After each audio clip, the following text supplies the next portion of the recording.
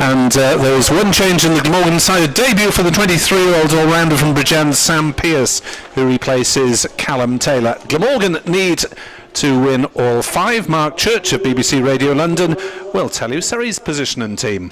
Well, Surrey at the moment not in a bad position, in 3rd spot in the table, 11 points. The team is unchanged from the side that in a way got away with it against Sussex, but I'm sure that will come up during this commentary. So an unchanged Surrey side, so we're going to get to see the likes of Carl Jamieson, Jamie Smith, Ollie Pope, Rory Burns.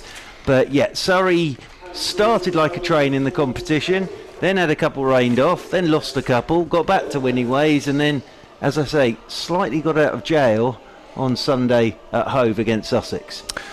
So it's Glamorgan to open up with yet another new partnership by the look of it. Kieran Carlson on strike, and David Lloyd. They started with Colin Ingram at the weekend. He isn't out there, so it's Carlson and Lloyd. Mike Powell is our expert summariser, former Glamorgan Kent batsman. We'll hear from him shortly. Mark, take us away. So Will Jacks is going to bowl the first over, and Carlson comes down the pitch, chips him straight back over his head. That runs away down below us to Jamie Overton. So Will Jacks bowling his off spin at the top of the innings. Surrey will have been glad to win the toss and have a bowl. They like chasing, Surrey. There are stats knocking around the place at the moment that I think it's Surrey in their last 9 games that they've chased, they've won all 9. Haven't done quite as well when they've had to set a target, so they'll have been delighted to win the toss tonight as Lloyd waits for Jacks, and this one just spins back a touch at Lloyd, who's looking to work it leg side, hits the back pad, rolls away in front of him, and Jamie Smith comes out from behind the stumps. The 2 outside the circle. Rory Burns out at deep mid wicket. Jamie Overton down at long on. As down the pitch comes Lloyd to Jacks, pushes it straight back up the pitch. Jacks does the fielding again off his own bowling, and there is no run. 1 without loss, Glamorgan, having been stuck in by Surrey in this first over of the game. Lloyd looking to work leg side. The ball goes straight back up the pitch, and Jacks does the fielding off his own bowling once again. Tidy first over this from Will Jacks thus far, as he bounces in once again. Over the wicket he comes.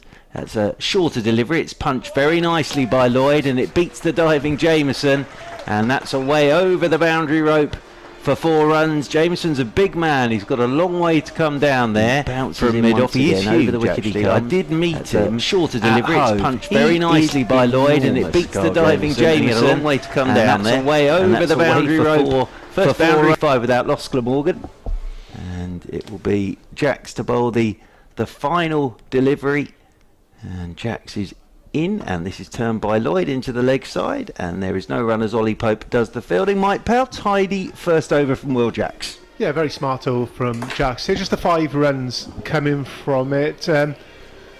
Little different approach from Lloyd and Carlson. They're coming down the wicket and trying to force the ball down on the leg side. Wasn't really going their way, but Lloyd just giving himself on the back foot a little bit of room and ended up backward punching that ball through cover for the 4 runs, and the only boundary coming from that over. So very smart start from Surrey so far. We have to thank Mike Powell for stepping in at the last moment to fill our summariser's seat. We're very grateful to him for doing that, as we are to see the tall figure of Kyle Jamieson from the River Taff end here at Sophia Gardens. We don't have as much crowd effects as usual on our commentary. It's because of a few technical issues. They are out there. We'll have to trust us. So Jamieson then, from right the edge of the 30-metre circle, runs in towards us and bowls to Carlson up on the block hole, and they'll take a single here on the leg side as Carlson just pushes it into a gap at mid-wicket. Glamorgan with a couple of defeats at Bristol last week and Radlett. They looked a bit short of confidence on that occasion until a late revival. Yeah, it is this competition. You can actually get on a little bit of a roll, as Matt alluded to earlier, that you start winning a few games you possibly shouldn't win, and then all of a sudden you can be on the other side of there. You start losing the games you've probably been in front of and you probably should have got home with. But it's a funny competition for that.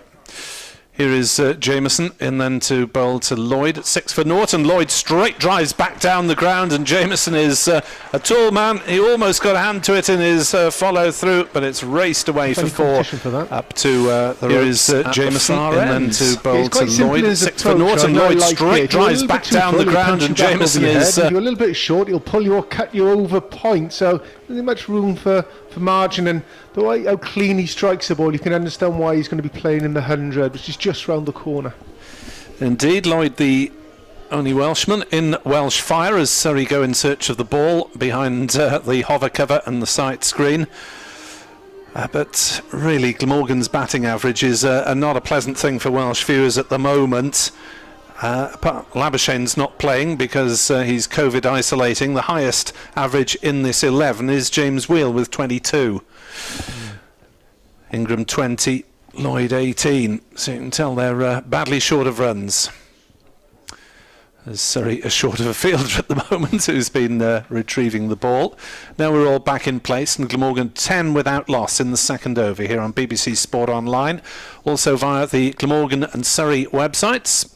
As that's down leg side, Lloyd has a swing, misses, and umpire stretches his arms out. Today's umpires, Paul Baldwin and Hassan Adnan. The match referee is Mike's old mate, Dean Koska.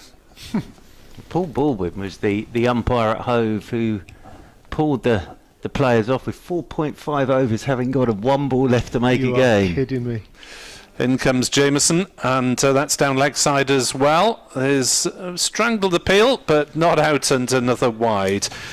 So that's decision because Luke Wright was hit on the helmet the ball before. It was an interesting one. It's the way you look at it. It was dark. It was drizzly. The light wasn't great. Phil Salt had been smashed on the side of the crash helmet by Gus Atkinson. Then Luke Wright in the over that we came off, Jamieson hit him, and it was it looked horrible, but he was okay. And then with 1 ball to go and with Sussex ahead of Duckworth Lewis, they pulled them off. 12 without loss. Glamorgan here as Lloyd chops it down on the offside, but quickly in from the gully area is Ollie Pope, and there is no run. So a point salvaged for Surrey then. Yeah, I could understand the frustration around Hove, I really could. But as I say, the light wasn't great, and sort of we were saying on air, Salt and Luke Wright can see the ball pretty well up top, and they were struggling, but with a ball to go, it was a brave decision from the umpire. It didn't go down well.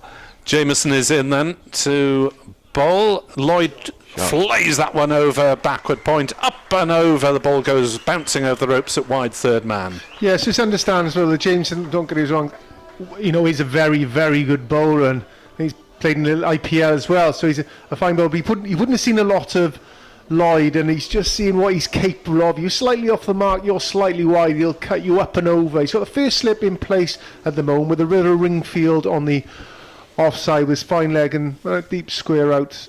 Not the right field for Lloyd.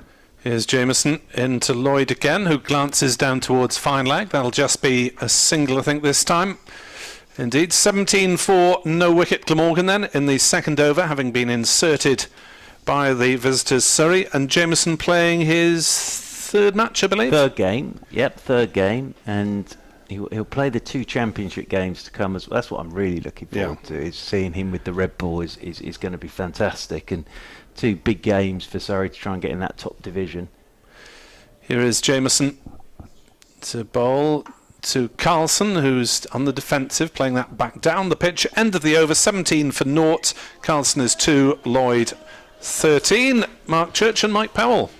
Yeah, for an overseas fast ball, a little bit sloppy over for me. They're 12 coming off. We had 3 balls down leg side, 2 of which were wide, so not what you'd want from your overseas, not excluding the short and wide one, which was cut for 4 over points. So yeah, I'm expecting a little bit more from the overseas. It's interesting, isn't it? When they signed him, exciting, but I think in many ways it was as much to do with those big 2 championship games coming up, as I say, in the Red Bull stuff. Will Jacks to bowl the third over, his off spin, and using his feet is Lloyd. That's nicely bowled again by Will Jacks. Lloyd turning that one straight back up the pitch. He's very tidy with his off spin is Will Jacks, as over the wicket he comes once again, And pulling this time into the leg side is Lloyd, just a single. Out there to Rory Burns. One more to Lloyd. He moves on to 14. Because Surrey's game plan has always been spinners, Moriarty, Jacks and Batty. Big boundaries. And I'm looking here, they're quite big here. And getting the opposition to have to run a lot of runs. As this is a gorgeous shot from Carlson. Crisp drive through the covers. And Laurie Evans has to go and retrieve the ball, and that runs away for 4. Lovely shot. First boundary for Carlson. Yeah, a little bit full from Jacks here. But you thought when this competition first started, you would never have thought that spin would have been the first option for Surrey to progress through this comp. Yeah, well, I wrote an article the other day where saying most spinners, when it first started, put to weak in Torremolinos, didn't they? As this was swept by Carlson, and that's away for 4 more. So back-to-back boundaries for Carlson. Nicely played, because Will Jacks, the previous ball driven through the covers, straightens up. Carlson sweeps him away for 4 runs. Good batting. Good batting. But you going back to your point about 2020 and the selection or the team style that's changed for Surrey over the years, could you have thought Surrey, one of the quickest wickets on the circuit, one of the bounciest wickets on the circuit, you wouldn't automatically think that spin would have been the first choice? And over the wicket again comes Jacks, and quicker, pushed by Carlson straight back up the pitch, and there's no run. They sort of came across the game plan last year. They started badly and then went on an 8-match winning run and got all the way to the final. As Jacks is in again and Carlson waits for this, slaps it off the front foot. Oh, horrible mix-up, and Laurie Evans is thrown to the keeper's end, and that will mean that Lloyd will be able to get back at the bowler's end, because they set off. Lloyd shot off, Carlson set him back, and the throw from Laurie Evans was wide of Jamie Smith. Had he gone to the bowler's end, I think that would have been good night David Lloyd. But as it is, went to the keeper's end. End of the over, 3 gone, 26 without loss. Carlson 10, Lloyd 14.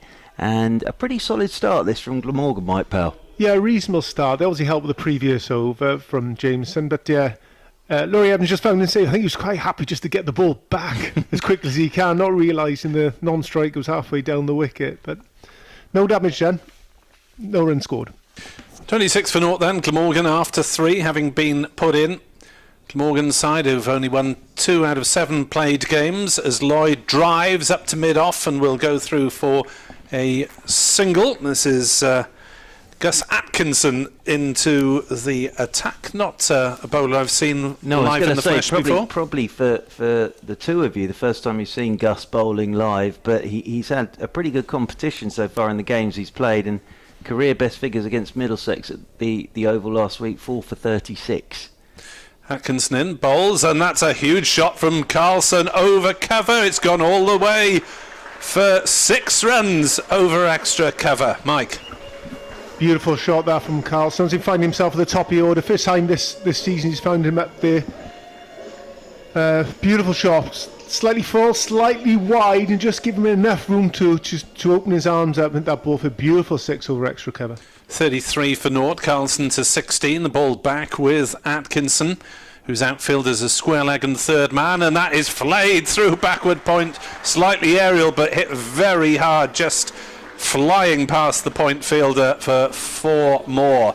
And Carlson now into his stride. We're having a bit of a chat off here just before we came on top of the show, and we're saying, is this an old wicket or is it a new wicket? It just looks a bit tired, but this ball's flying off the bat at the moment. It indicates that this is an absolute belter out there. Is it maybe one to the left of the previous used wicket? I'm thinking. As next ball from Atkinson is run down between third man and point for 4 more by Carlson, and Glamorgan galloping on to 41 without loss. And well, this is something that we haven't seen much of in recent games, is Glamorgan going really hard in the power play. Yeah, great start. So you're just finding the gaps. It's strange. You have games like that, don't you? We seem to be hitting the ball hard, but it seems to be going 2 fielders. But at the moment, Carlson, who's moved swiftly on to 24, is finding the gaps really well for Glamorgan. Looks a good pitch, doesn't it? Driven over extra cover for 6 and then run down to third man for 4. Atkinson in again in a shaft of sunshine, and Carlson just getting a bit carried away there down the pitch. Huge slog, probably eyes shut almost as he aimed over cow corner. But it sort of shows how confident they are on the wicket that you can shuffle down and, like you say, give it the kitchen sink, trust in the bounce and the pace of this wicket.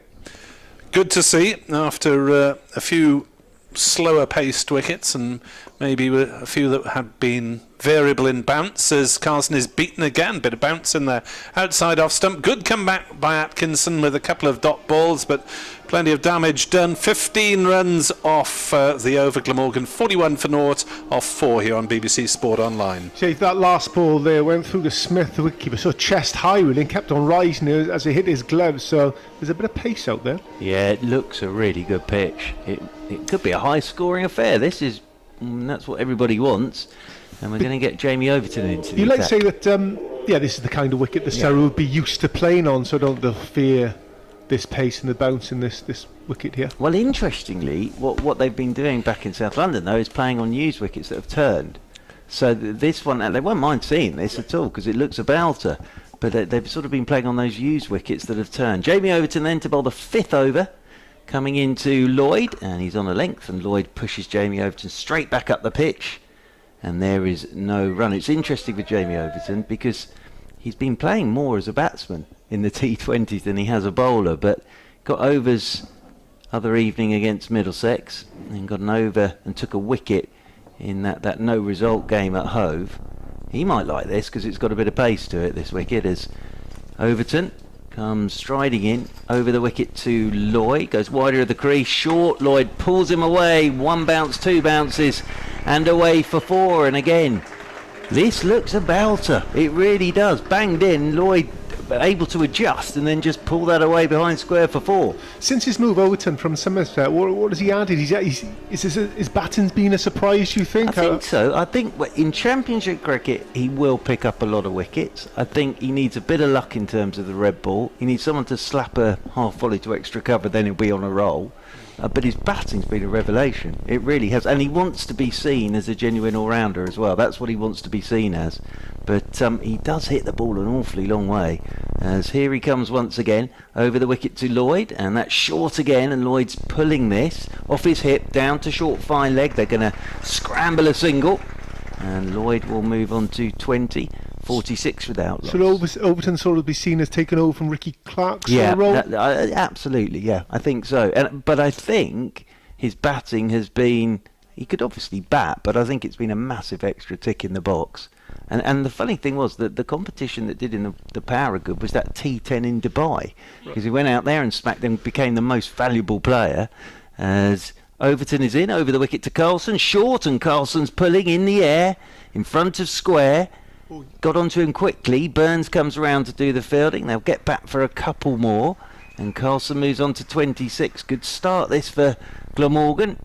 Exciting start. 46 without loss, but banged in again, and Carlson pulling that one away in front of square. Rory Burns out there a long way away at deep backward square as one of the 2 outside the circle. There's a sweeper on the cover rope as well, as Overton is in over the wicket to Carlson, short again, and this is well played by Carlson because he's just flipped it over short fine leg, and that races off to the boundary rope for 4 more. Cleverly manufactured shot that from Carlson, and the 50 might pair up for Glamorgan in the 5th over. Yeah, great start. I wouldn't describe this as good bowling from Overton. It's pretty dumb bowling, I would describe it as. You're going short and quick, and you're getting hit for 4 every ball, and you're trying it harder and faster, and you're getting the same result. Surely you've got to try something different if you want a different result. Yeah, well, with the fine leg on the edge of the circle and a deep backward square, as Jamie Overton over the wicket, he comes again to Carlson, furrow of leg. Now this is flipped into the air. Burns going back, Geddes going back, Batty going back, and it lands in between the 3 of them. And they'll pick up a couple of runs, but fuller of length. It went high in the air, and Carlson picks up a couple more. But this is a lovely start for Glamorgan. 5 overs gone, 54 without loss, and Mike Pell 13 off the Jamie Overton over. Yeah, big over that. Was, like I say, wasn't smart bowling from the big man from Somerset, but nonetheless, just a 13 from Batty, just short of that ball there, running backwards at mid-wicket. Probably landing about 4 or 5 feet away from him. Wasn't quite close enough to get the dive out. Maybe a Gareth Batty 2005 possibly could have got the dive and got a little bit closer to it. I have to say, I think Rory Burns would have been quite glad to see it was Gareth Batty, because of course Burns had that horrible collision with Moses on Reeks, but Batty's pace, Gareth, I might be saying this, his pace these days, I don't think there's any chance of those two colliding. Well, he couldn't have placed that ball better if he tried Kieran Carlson hitting it up in the air in some sort of mathematical point between the three fielders. As back into the attack comes Jamieson with a shocker down leg side wide. 55 for no wicket. And, well, he's all arms and legs, Carl Jamieson at the moment, isn't he? Yeah, he is. That's his third wide as well. So he hasn't quite got it right yet today. On the River Taff end of the ground, Carl Jamieson. But as I say, you'd be a brave man to go and tell him what he should be doing, because he is enormous, this fella. Good second row forward, that's for sure. As Lloyd clips this one down to fine leg and goes through for a single, 56 without loss. Surprised in the land of the All Blacks that he's not wearing a number 4 or 5 on his back and a black shirt. Pretty sure. He can't be that tough. He'd be playing a different sport if he was coming from that part of the world. Jamieson then caused problems for England in the recent Test matches as he runs in towards us and bowls, and Carlson hits another one straight up in the air. This one should be caught at mid-wicket, and it is by Rory Burns, running backwards about 5 metres outside the fielding circle. Carlson goes for a very adventurous 32, and Glamorgan lose their first wicket. Yeah, it looked like a slow ball to me. Look, he just ran his fingers over it, and it's the first sort of change-up we've seen from Surrey in their bowling attack so far. 5.2 overs gone so far, and that's the first slower ball. What I see there from the first 5 overs of this game, I see a team Glamorgan who have to win all their last remaining, is it 5 games remaining, to qualify out of this group and progress in this tournament. It looks like back against the wall stuff. Right, boys, this is it. We've got to go for it, and it looks like they're throwing everything at this game so far. By the way, Glamorgan supporters will be interested about Michael Hogan's return to action after putting his feet up for a couple of weeks. He'll be back in the Championship side. He's playing for second 11 against Leicestershire. Leicestershire are 509 for 8. Hogan has bowled 22 overs, 2 for 36. Yeah, I saw him when the kids drop off at school the other day, and he looked absolutely fine. Good. Don't worry about him. Pleased to hear it. A couple of wickets for Andrew Salter, one apiece for Lucas Carey and Jardine as well, and Rheingold, but Glamorgan's bowlers under the pump. Jamieson bowls, Lloyd plays this one over backward point, and this time they'll just get a single. Colin Ingram comes in at 3, which is his preferred position. He has opened a couple of times in the absence of, in the reshuffle. I think it was whoever got their pads on first was opening on the Sunday after late withdrawals of Selman and Labuschagne. Selman's COVID test coming through early in the morning, just before Glamorgan set off, and Labuschagne withdrawn as a precaution there. Jamieson comes round the wicket to Ingram, who will get a single down to fine leg to get him off the mark. 58 for 1. And I suppose it's a miracle really that it's taken this long into the virus for Glamorgan to be affected. Have Surrey been affected much in selection over the last year and a bit? The only one that I can think of is dear old Ollie Pope after the Test series. I think went for a coffee and got pinged track and trace and had to have 10 days. So he didn't come back as quick as he was going to. But no, nothing too serious as yet. As Jamieson is in to bowl to Lloyd, who pulls him over fine leg for 6 down towards the indoor cricket school, away to our left. Nice pickup from Lloyd. 64 for 1. That's why he's so dangerous. It's not that short there, but I think the line wasn't as nice as outside office he'd like to, and it was just going down leg side. So it helped it on its way, so 20 yards over the boundary. Lovely shot from Lloyd. From up here, it looks to me like Glamorgan have said to themselves, good pitch, go out there, enjoy it, express yourselves. It's not a free hit this yet, but go out there and enjoy yourselves, and that's exactly what. And Carlson shot a ball from him. Terrific start. What I will say though, I think Surrey have helped them so far. The 6 overs we've had so far. Jamieson into Lloyd again on 28, not out, and goes a full toss that Lloyd drives straight on the bounce to cover. 64 for 1, 10 off the over. That's the end of the power play. Yeah, and I think you'll see Gareth Batty coming into the attack now. He usually comes straight in after the power play. Then you'll see a bit of Moriarty, and they'll just try and tidy this up, as you say, because he's still doing it, Mr. Batty. He always looks like everything's in fast forward. He walks fast, he runs fast, he points fast, he talks fast, and he always looks angry whenever he's got the ball in his hand. Yeah, he's still got it in terms of the competitive edge. He's been a great performer for not only Yorkshire, Worcester and Surrey. He's been a great servant to the game. Well, coaching now as well at Surrey. Has been with the second team in Championship cricket, but a great guy for the likes of Moriarty and Birdie to have around the place, and the younger spinners as well. But in terms of the T20, captaining Surrey, and has very tidy figures so far in the competition, and he'll be bowling to Colin Ingram. Started the 7th over. Round the wicket comes Batty, and Ingram just waits for this. The left-handed Ingram turns this one out towards deep mid-wicket. Ben Geddes, Ollie Pope comes up to do the fielding, and they will pick up a single. Ingram moves on to 2. From memory, Surrey got Ingram fairly early in the game at the Kia Oval. He's only got 1 score so far, basically, out of 6 completed innings. He likes playing against Surrey. I remember him hitting the biggest 6 I think I've ever seen here.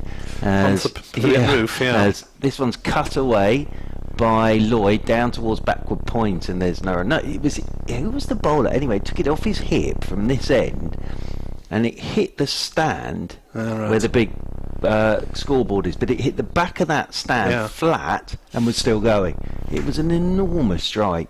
As Batty's in again, and Cook just opens the face. Lloyd, opens the face, just works this one down to short third man. Nicely played, and another single. Lloyd moves on to 29. Ingram moves on to 2. I would have thought he'll quite fancy this today, though, Ingram. Having seen what sat up there watching the 2 openers, as round the wicket goes Batty to him, and he's looking to drive, thickish inside edge onto his front pad, rolls away out towards backward point. Laurie Evans comes up to do the fielding. Long off, long on, 2 back on the cover open. Rory Burns out at deep backward square of the 5 outside the circle, as Ingram's driving firmly out towards Burns, who does pretty well actually, because that spins off the turf, and he had to come back to his right. And he did pretty well there. Rory Burns, he almost got stuffed by that. I think it's flicked some of the old footmarks and some of the net wickets down there as well. They ended up knee high, so very well fielded. He did very well. 67 for 1. Lloyd back on strike on 29. Batty's into him, and Lloyd just works this delivery on the full down towards Jamie Overton at long on. They'll take another single into the Gareth Batty over. Very tidy start as always from Gareth Batty. 4 off the over. 68 for 1, and wait to see who we're going to get. Dan Moriarty, so it will be that with his left arm spin. I doubt you've seen too much of young Dan Moriarty either. Not a lot. Saying earlier how well the Surrey academy system has worked over the last 5-10 years, you could say that so many of those players now are actually in the first team, and not just in the first team, doing well. Yeah, absolutely, and also going on to play for England, which is the key thing, I think, from a sort of county point of view. Looking back at the match at the Oval, Moriarty dismissed Nick Selman, Colin Ingram and Chris Cook, so he played a key role in that one, taking 3 for 26. And he'll be looking to weigh in again here at Sophia Gardens. Glamorgan 68 for 1. The start of the 8th, as Lloyd gets really tucked up by that one and plays it very gently out on the offside. Yeah, the really exciting thing with Moriarty are his championship figures as well, with the red ball, 4 consecutive fivers. Wow. Moriarty bowls, and down the wicket comes Lloyd, gets an inside edge down to third man. Colin Ingram does not want a quick single. 4 consecutive, that is very impressive. Yeah, absolutely. And he's... Whether you might know how many fivers Dean Kosker has got for the club. To put that into perspective. Not offhand. But no, and the thing that Surrey had in their last game was Vertigo from one end, Moriarty from the other against Gloucestershire, which I'm pretty sure if the sun stays out is exactly what they'll be wanting to do in the last 2 championship games. As Moriarty is in to bowl to Lloyd again, who steps back and misses, trying to force on the offside. Yeah, Moriarty coming wide of the crease here, trying to slide that ball into the right-hander. of Lloyd. Won't be much turnout there, but a bit of action, a bit of sliding, a bit of bounce. It's an excellent start from the spinners, really slowing Glamorgan down as Lloyd steps back and plays another ball back to the bowler. And he's going to have to find a plan B here, David Lloyd. Yeah, I think he'll go the other side of the ball now. He's given himself a bit of room. He'll probably come outside off stump and try and work it to the leg. Outfielders at mid-wicket and square leg on the ropes. Pitch slightly to the left towards the pavilion side as Lloyd comes down the wicket and should have been stumped by a mile. The ball's gone through off something and it's reached the ropes. Was there an inside edge? There was a little skinny inside edge, so that absolves keeper Jamie Smith of playing, but a very fortuitous four for David Lloyd there. Yeah, Lloyd got away with that one. He's just practicing his shot there, and he tried a bit of bottom hand kicked in there, and he could put it ugly on him, trying to slog it to the leg side. There's an inside edge past leg stump, it turns out, as Lloyd gets a single here down towards square leg.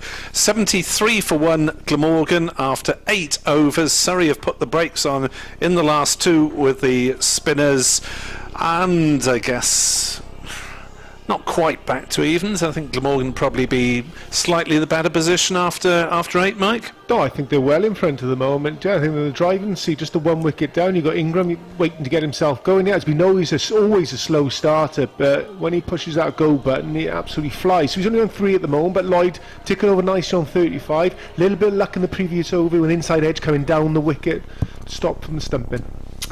Gareth Batty to bowl the 9th over, and Lloyd drives down the ground towards long on, and they will pick up a single as Overton comes round to do the fielding. Yeah, I'm just with Moriarty in terms of the championship. He played the first Bob Willis Trophy last year and took a 5-for against Middlesex in the opening game. Then had to wait till the last game to play again. As round the wicket comes Batty. This is turned by Ingram down the ground towards long on. Take another single. Ingram moves on to 4. Had to wait till the last game last year against Sussex. Took 5-for and 6-for and took 11 in the game. And then took 8 in the game, including a 6-for against Gloucestershire. As in over the wicket comes Batty, and reverse sweep is out from Lloyd. Nicely played. Out towards the fielder out there, which is Geddes, and they'll pick up a single. 1 more to Lloyd. He moves on to 37. So yeah, he's made quite an impact in terms of championship. And then his first season of the T20 last year, off the top of my head, I think it was 17 wickets in the T20 last year for Dan Moriarty. As Ingram waits for Batty. Batty's taken all the pace off this. Ingram waited, and then tried to smash it through the offside bottom edge onto his front pad. And it rolls away. Waited for that, did Colin Ingram. And only managed to get the inside edge of the bat down onto his front pad, and there's no run. As Batty's in once again to him, and Ingram waits for this, pulls it away, out towards Ben Geddes at deep backward square. Throw comes in from Geddes, just a single for Ingram. Moves on to 5, 77 for 1. So you don't want to get too far ahead of yourselves, but Moriarty's certainly impressed a few that know what they're talking about. And as I say, in terms of championship, it's lovely having Moriarty and Birdie going together. As Lloyd's reverse sweeping in, this is really well played. Take that from outside his leg stump, gets a lot of bat on it, and it beats Ollie Pope coming round to do the fielding, sweeping on the cover boundary. That's a great shot from Lloyd. Last ball of the over, and takes a boundary off the final ball of the over. And 9 gone. Mike Powell, terrific bit of batting that. Great bit of batting. Gareth Batty, disappointing. Always disappointing going for a boundary off your first and your last ball. And experienced Gareth Batty won't be very happy with that. But there wasn't much you can do about it. Lovely shot, angle into leg stump, and Lloyd reverse punching it almost off the front for very strong shots. Just going back to Moriarty, you're talking about waxing lyrical about him. I mean, you say he's got 4 or 5 of us already. Dean Koska's 248 games, only picked up 12. 5-wicket haul. So yeah, he's in a good place at the moment. So Moriarty to continue then from the River Taff end, and he comes to bowl the left-handed Colin Ingram, who tries the reverse and is bowled. There may have been a bottom edge onto that, but Colin Ingram, I'm afraid, has failed to get going again. He's gone for 5, and Glamorgan lose their 2nd wicket. Yeah, Colin Ingram tried the reverse sweep there, but he actually got a little bit outside of leg stump, and he ended up stretching for that ball, which in effect would have been his leg side, and missing it, and has just clipped the leg stump. So yeah, shame for Glamorgan there. Very, very good player, finding on his way back to the boundary, to the pavilion. Yeah, just Glamorgan need a better conversion rate off Colin Ingram, don't they? I mean, one marvellous innings of 75 here, but has not really got going in the rest of them. It's interesting, right? He hasn't got himself going. I don't know what you can put your finger on that, because he hasn't played a lot of cricket in and around this year. I think he likes playing a number of games going into T20 competitions, but who knows? He brings Cook to the wicket with David Lloyd, who's going along very nicely on 41. Glamorgan 81 for 2. Yeah, I thought Glamorgan might go for Root to get the right-left combination going again, but these are probably Glamorgan's two best remaining batsmen, arguably two best batsmen, full stop, in terms of consistency over the years. 81 for 2 is Chris Cook, but he's only averaging 14 this season as he gets off the mark with a slight misfield. Oh, there'll be a run out here as David Lloyd has gone for 41. Well, that was suicidal from the two batsmen. Slight misfield in the covers. They went through for a single, but Lloyd was not in the picture. Yeah, Cook, the backward punch to cover. Covers misfielded it to his left-hand side. He's got about 6-7 yards to his left. He scrambled around, picked the ball up. One bounce throw in. Very good throw to the keeper. And David Lloyd comfortably 5-6 yards short. Suicidal run, really. Glamorgan have gone from being in the driving seat to things being a little bit more even now. 81 for 3. But more importantly, Lloyd, who was cruising, going really well on 41, is back in the pavilion. Tell you what, it's a good job Chris Cook's the captain. Because he's absolutely stuffed him there, hasn't he, on the misfield. And Lloyd looking such good nick. And I don't think Will Jacks could quite believe his luck there, because he's got a rocket of an arm as well as Will Jacks. So just got that horribly wrong. Yes, David Lloyd stopped about 5 yards down the wicket and then had to keep going. Billy Root is in and tries a reverse sweep first ball that gets him a single down towards backward point. 82 for 3. So Surrey striking twice in the space of 2 balls at the start of the 10th over. Ingram bowls and Lloyd run out by Jacks stroke Cook as Moriarty bowls, and down the ground from Cook up to long on. And they take a single. Well, Cook will want to stay out there for a while, not just for the team, but to avoid the wrath of his vice-captain. 83 for 3. Glamorgan stuttering since the power play as Roots pushes on the leg side. No single to be had there as Jacks does the fielding. Well, Glamorgan stuttering towards the halfway point, having looked well in command as Root tries another reverse, and that's worked nicely. It's racing away down to the backward point boundary for 4 runs. So that is the halfway stage of the innings, and Glamorgan are 87 for 3 off 10. Yeah, I think it's a good option against Marty. He actually bowls into the wicket at a good pace. So rather than try it with a good angle as well, so rather than trying to hit the ball back over his head, I think if you can reverse sweep or sweep him using that pace, I think that'll be the best option. Very good shot from Root. And a busy start from Billy Root. And Glamorgan here just have to take a little bit of time after those 2 wickets in that over. Gareth Batty, 11th over, and Cook's down the pitch looking to drive. Batty flings all 43 years of himself to his left to do the fielding off his own bowling, and there's no run. So Batty and Murray together now into their 5th over, combined 1 for 23 as Batty is in and Cook's looking to work leg side, I think, and it actually goes off the edge into the covers, and Ben Geddes comes round to do the fielding, and they'll pick up 1 more. But yeah, the Moriarty and Batty just squeezing Surrey back into this at the moment. 88 for 3 Glamorgan in the 11th over. Billy Root comes on to strike for the first time. His brother made runs for England today, I think, as round the wicket comes Batty, and Billy Root cuts straight into Will Jacks there at cover, and there is no run. There was a thought that England were trying to win that as quick as possible so they'd be done for the football, but I don't think they quite managed it, because they went hell for leather at the top and then lost some wickets as Round the wicket comes Batty again, and Billy Root again looks to cut, but hits it straight into Will Jacks there at extra cover. Should we give him a football spoiler? Oh. Close your ears if you don't want to know. I bet I can guess what it is. 0-0. Yeah, well, you may as well forget the whole 120 minutes, just have the penalty shootout, as driving again is Root down the ground towards Overton at long off, and they will pick up one more, 89 for 3. Joe Root made 79 off 87 deliveries as England beat Sri Lanka by 5 wickets with 15 overs to spare in that one-day international.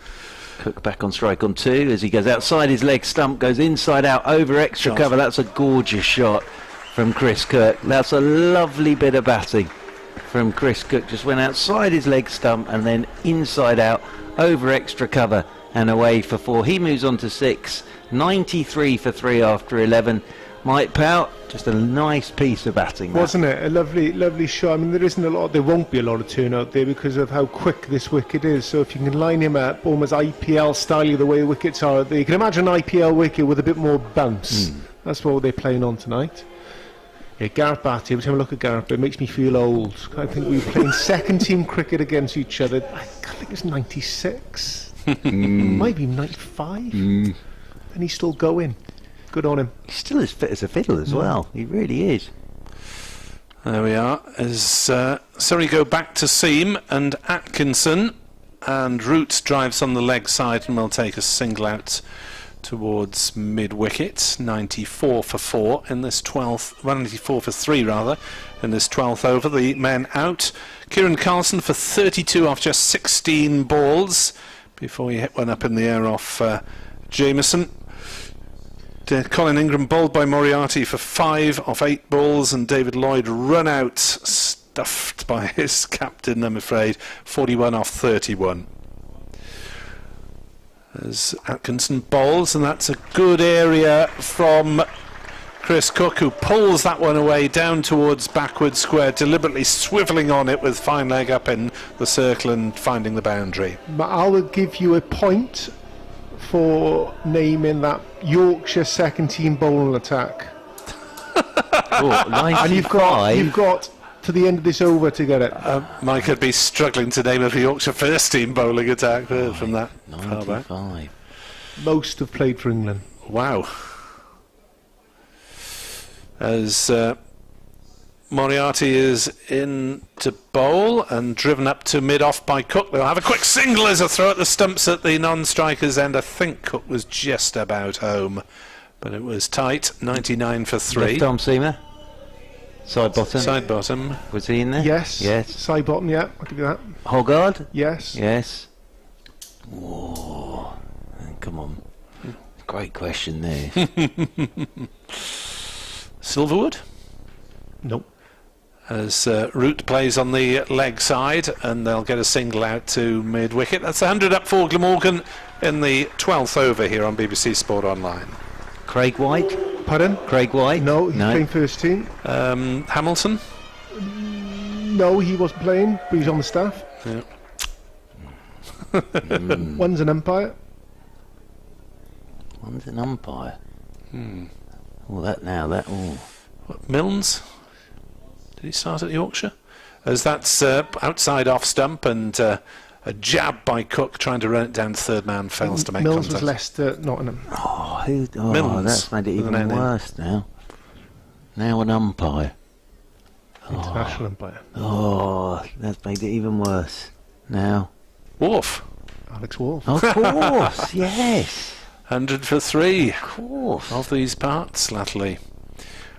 Atkinson bowls, and Cook is hit on the hip as he tries to work on the leg side. 101 for 3. That is the last ball of the 12th over. There were 8 runs off it, and Glamorgan are just about moving in the right direction once more. And left out Hutchinson was the other point. Good attack, that. Pardon? Good attack, that. Yeah, they weren't bad. No. For a twos game. Wow. They're all of an age. Wow. Great. Amazing, isn't it? But that's like, I never realised until someone mentioned it to me that Steve Smith played Surrey too. He's played for the Surrey second I hear team. that as well. Yeah. And then that sort of passed me by. 101 for 3 then. 12 gone. 8 left. And Batty comes out the attack. Jack's back into the attack to bowl his off breaks now. And Cook, that just skipped onto him as again he was looking to I think work that leg side was Chris Cook. It just rolls straight back up the pitch. Jacks does the fielding off his own bowling.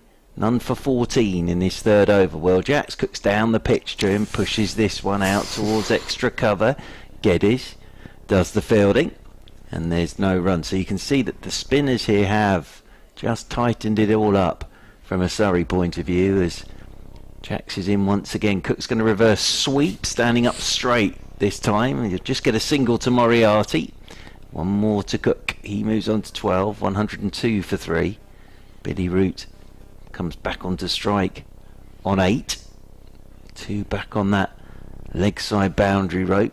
Burns out at cover, sweeping up long off and long on as Jacks is round the wicket to Root, who punches off the back foot straight into Gus Atkinson in there at extra cover, and there is no run. So he's done that 3 times now, Billy Root, as he's reverse sweeping again. Shout for LBW. It goes down to short fine leg. There is Gareth Batty to do the fielding, and that's why it was not out, because he got some bat on it to Billy Root, and he'll move on to 9 and 103 for 3. But again, a very tidy over this from Will Jacks. Just 2 runs off it at this stage, and now they're bringing Gus Atkinson across from mid-wicket to backward point as Jacks is into Cook, goes outside his leg stump, and Jacks follows him. Cook sensibly just knocks it into the leg side. Rory Burns comes around to do the fielding. End of the over, but a very good over that from Will Jacks, Mike Pell. Just 3 runs off it and 104 for 3. Yeah, it brings a bit of control, the spin, doesn't it, if it's going your way, but as important as well, you just rush through so many overs. Before you know, you almost feel like you've lost 4 overs because they're running around, getting top of their mark and bowling as quickly as they can. It's interesting so far with the amount of spin that's bowled so far in this game. There's been very few shots being hit down the ground. As you know, most of the listeners will know how short it is straight down here to the Taff or to the Cathedral Road end, but maybe because the wicket's so quick, so much bounce, I think the lengths have been so good from the spinners, it's hard to get underneath it and hit it straight. So Moriarty resumes from the River Taff end, bowling to Chris Cook on 13 not out, 104 for 3 Glamorgan with 7 overs remaining as Cook drives to long off and will get a single. Billy Root has not been a regular member of the Glamorgan T20 side. He played a few games at the start of each of the last 2 campaigns, but didn't begin the side this current competition in the squad rather, in after the withdrawal of Selman with a COVID case. Thankfully he's not too unwell, we understand, and Marnus Labuschagne is a contact of his. 105 for 3, 14th over. Moriarty bowls to Root, who just knocks it away on the leg side, nearly falls over, but just jogs the single. 106 for 3. I think it's going to be left to Cook to try and go big here. If Glamorgan can get a handle on this 3-pronged Surrey spin attack of Jacks, Moriarty and Batty. Here comes the left arm Moriarty, and Cook does come down the wicket, but canny from Moriarty drops the ball in at his feet, and it's just poked back to the bowler. So boundaries have pretty much dried up for Glamorgan in the last few overs. 106 for 3 as Cook tries to cut down. Well, he does cut down to backward point, but can't find much of a gap there as Atkinson does the fielding. Just the single taken. 3 runs off 4 balls this over as Moriarty continues his excellent spell. This is 3rd over. Well, spell, he was taken off for 1 over after the first 2 as Root tries a big heave over square leg, but he gets in a muddle and the ball just rolls back down the wicket. 3 off 5. Surrey's over so far.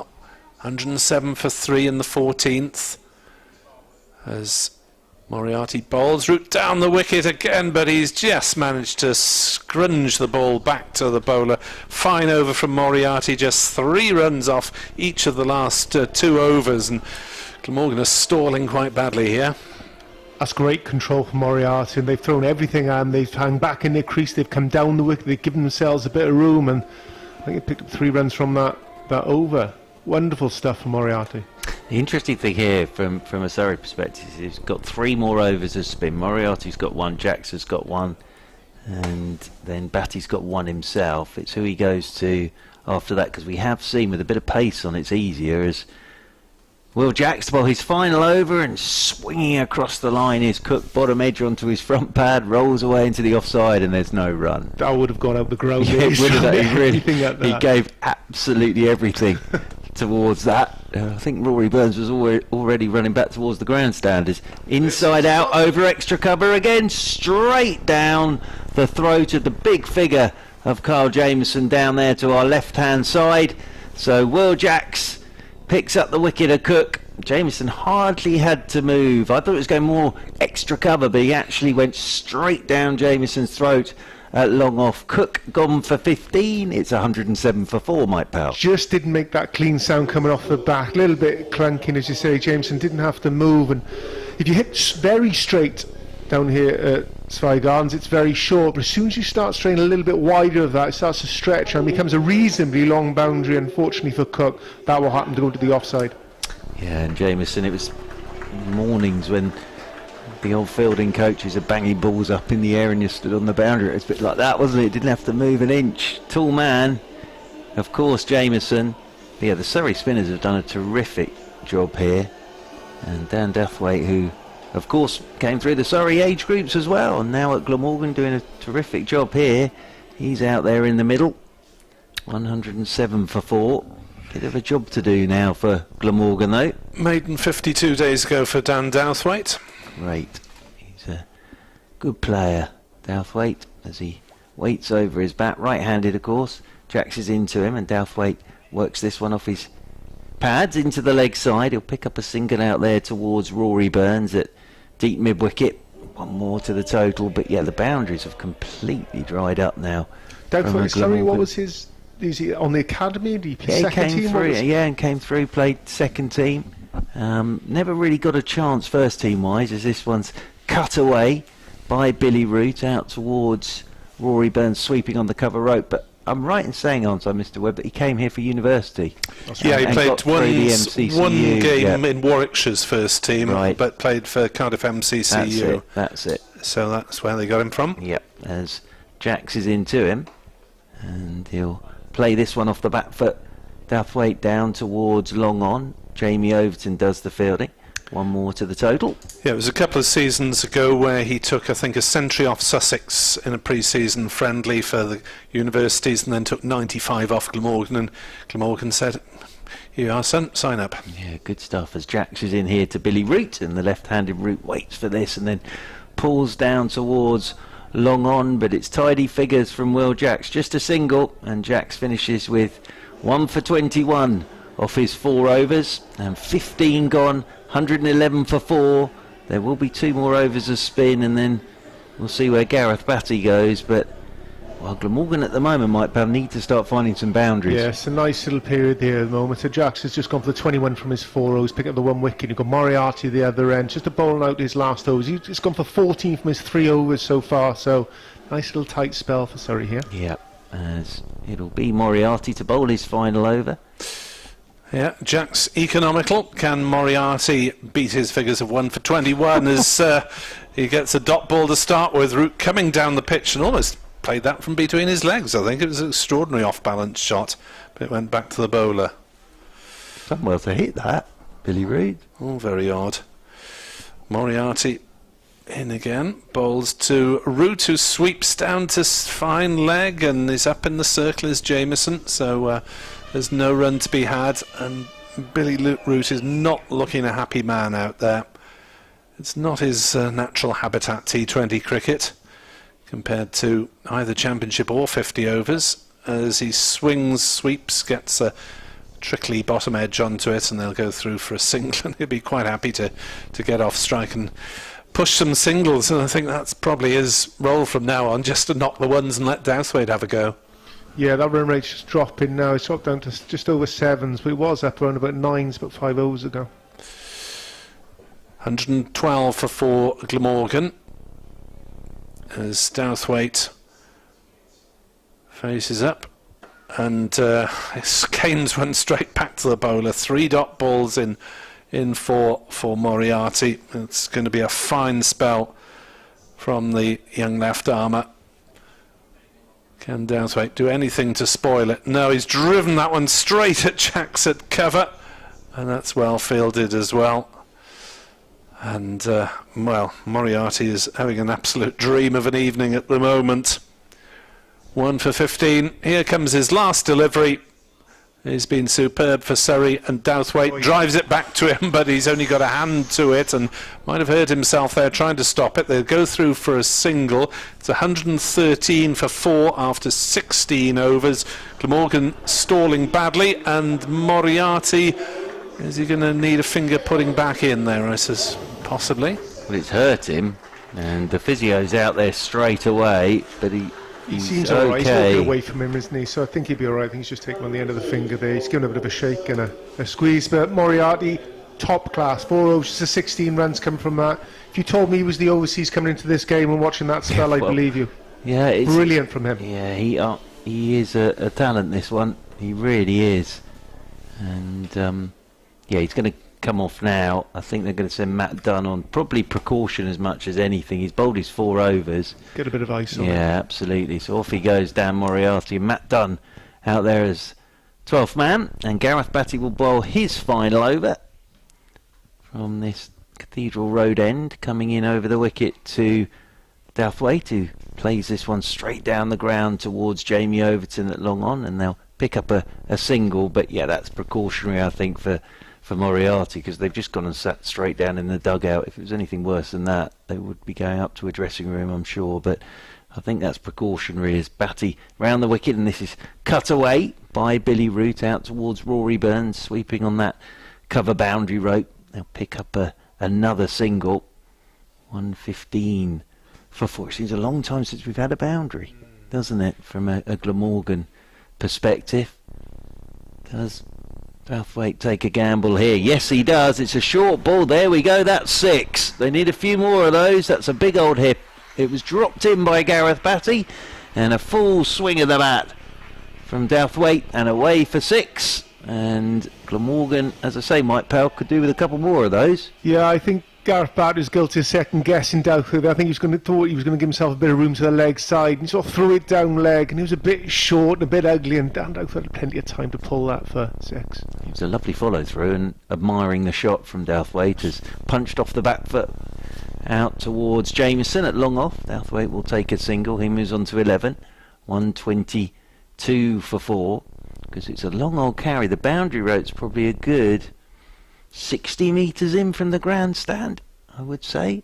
Long old carry out there, but he almost got it in the grandstand as Batty round the wicket to Root, and Root swinging but doesn't really get hold of this at all. Potters out into the leg side. Up comes Ollie Pope to do the fielding, and they'll pick up another single. 123 for 4 then, Glamorgan, in the 17th of their 20 overs, stuck in by Surrey. The Surrey spinners have done a good job for them so far, as Batty is in over the wicket.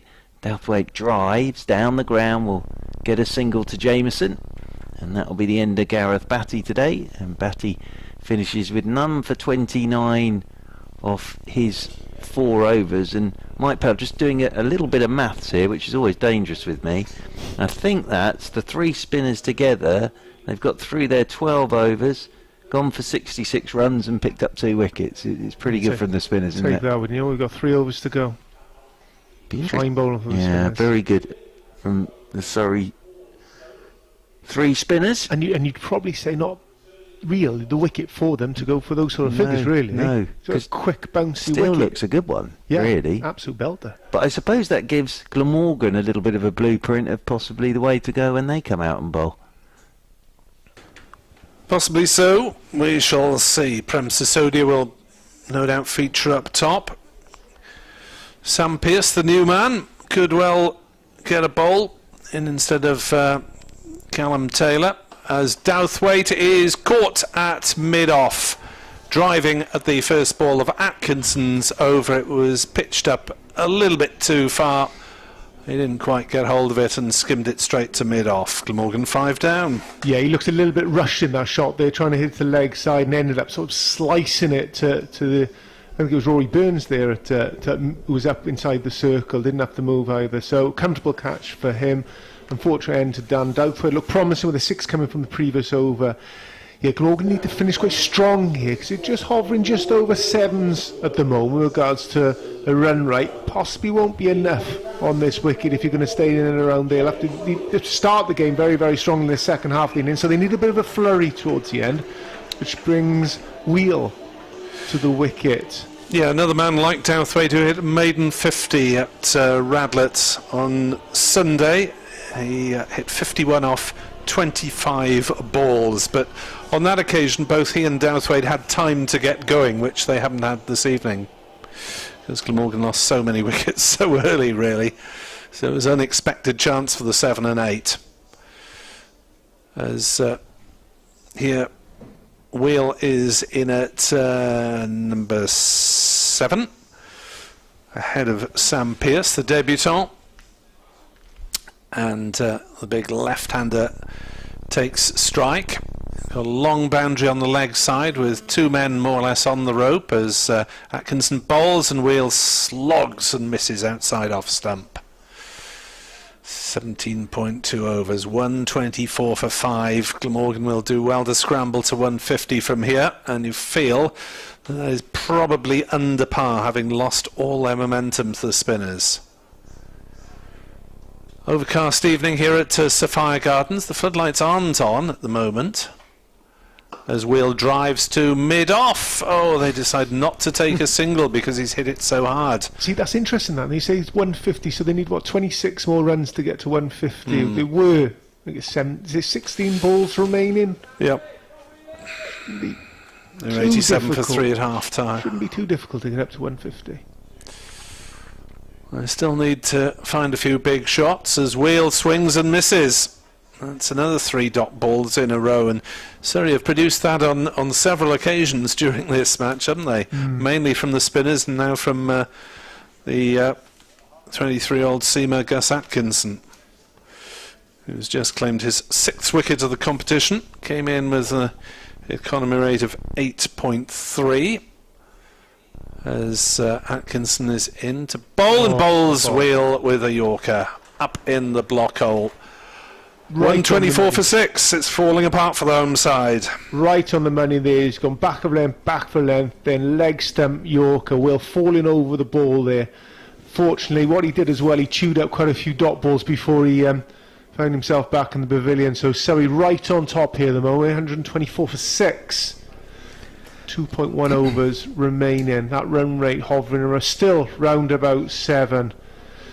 Morgan need a little bit of action. Need a flurry here in the next 2 overs just to get him back in this game.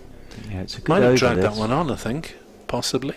But it's a good over, isn't it? Because we were saying the spinners and pace on, and he's gone to Gus Atkinson, Gareth Batty, and he's bowled an absolute beauty of an over here from a Surrey perspective as Atkinson. He's been very impressive in the last 3 games of T20 for Surrey. Here is Sam Pearce, the debutant, numberless, having only been registered for first team cricket a few days back when there's a suspicion of Selman's COVID test at the weekend. And he'll be facing up to Atkinson with just 13 deliveries of the innings. Oh, there's a run-out possibility. Root would have gone if that had struck, as Pearce played to cover. Root wanted a single, Pearce didn't, and that is that a maiden over? Yeah, wicket maiden. Wicket maiden in the 18th over. Extraordinary. Double wicket maiden. Yeah, they don't come along very often. Double wicket maidens. Although I say that, a couple of nights ago, Will Jacks, I think, was a double wicket maiden. But no, well bowled Gus Atkinson. Very, very impressive over that. But it's a tough one this for Root and Pearce, especially Pearce on debut, isn't it? Come out now and start smacking it to all parts. He's not straightforward, especially when you see the big figure of Carl Jamieson coming into the attack, Mike Powell. So So it's going to be Jamieson to bowl the 19th over from this Cathedral Road end, coming into Billy Root on 15, slower ball, and Root drives out towards Will Jacks on the edge of the circle at extra cover, and there's a single. Interesting, Jamieson straight away slower ball. Interesting, yeah. I think he didn't do that in his first spell, didn't do it enough. Very disjointed innings from Glamorgan here. I think it was 60 runs coming from the first 6 overs, roughly. Yeah. I think just to double that up has taken another 12 overs. Yeah, 64 off the power play. And then Batty came into the attack, and now into the 19th over, and 125 for 6. Jamieson then comes in over the wicket to Pearce, and the right-handed Pearce looks to whip leg side, hits the pad, I think, rolls away behind him, but again it looks as if Jamieson here is taking pace off. I think he's learnt from his first spell as big Carl Jamieson. So Pearce out there on debut. Probably, like most of us, was watching Jamieson bowling at Coley and that lot a couple of weeks ago. Now he's facing him out there in the middle. 125 for 6 as Jamieson comes in over the wicket again and backing away, looking to cut his Pearce, goes past his outside edge, taken by Jamie Smith, moving away to his right hand side. Yeah, bowling at Coley and Gill and the talent of the Indian batting lineup. Jamieson had an amazing Test Championship, did Carl Jamieson. Pearce on his debut, looking for his first run, but as I say, tough this to come out and start trying to put the ball to the boundary as Jamieson's in once again, and that's a full toss. There's his first run. He works it into the leg side. Jamie Overton will come around to do the fielding. Root's got to get his skates on, but he's safely home. And Pearce is off the mark, and Mike Powell will feel a lot better now. He will feel a lot better. Every dot ball, his pressure just building and building and building. Just want to get off the mark. Well, he's done that now. He's got those 2 runs in the bank for Glamorgan. Just wanders off towards square leg and then settles himself down over his bat once again. 127 for 6 Glamorgan as Jamieson is in, slower ball again, and this is, well, gone squirting out into the covers. I thought it was going over backward point, but it's bounced just in front of Will Jacks at extra cover as Pearce tried to go over backward point. He'll get a single, he moves on to 3, but again, I'm not saying Jamieson's bowling off breaks here, but it is all pace off now, isn't it, from Carl Jamieson? He's definitely learnt from his first spell. But as I say, from a Glamorgan perspective, always have a look at what the opposition have done and how they've bowled.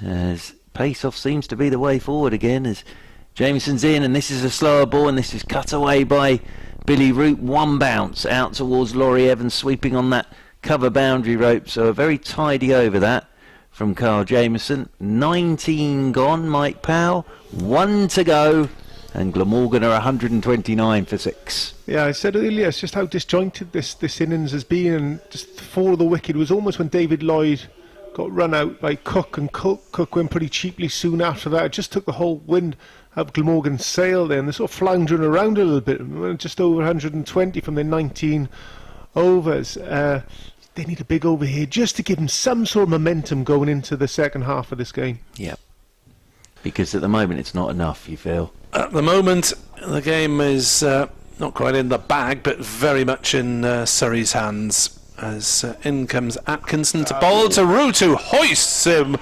miles over square leg for 6. Where did that one come from? Billy Root, who has been floundering, 17 off 22, and all of a sudden he's up to a run a ball. Yeah, that's exactly what Glamorgan need. Whether or not it'll be enough, only time will tell, but they definitely need something going into the second half.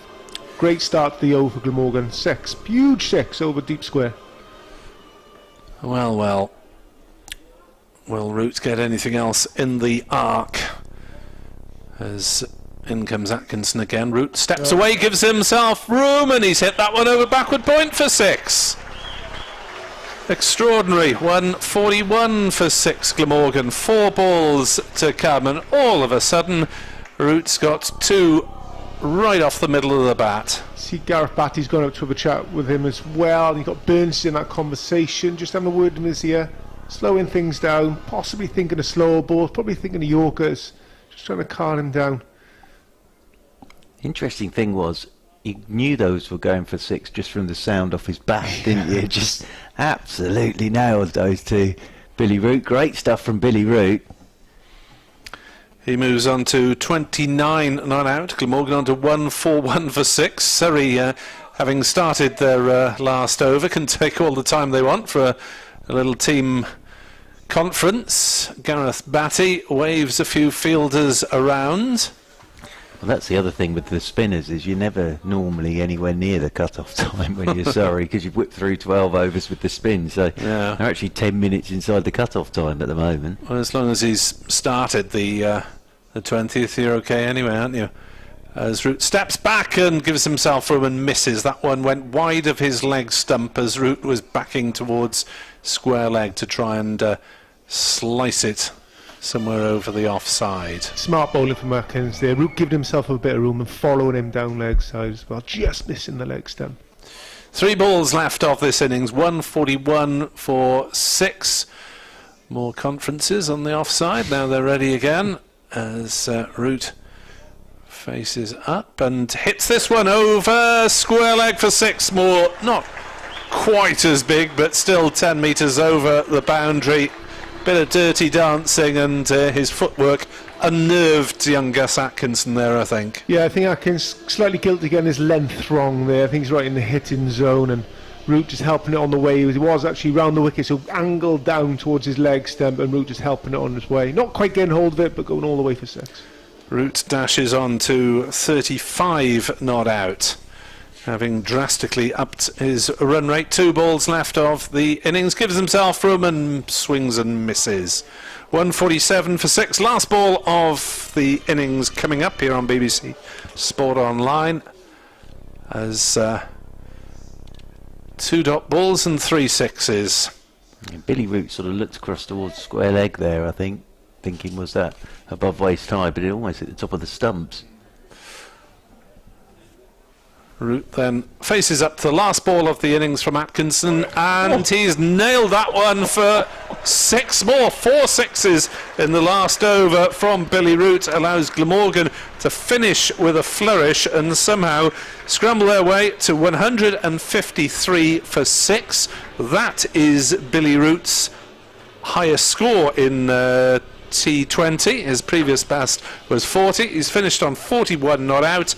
Sam Pearce on 3 not out. 153 for 6. Mike Powell, what do you make of that? Yeah, I said it's very disjointed.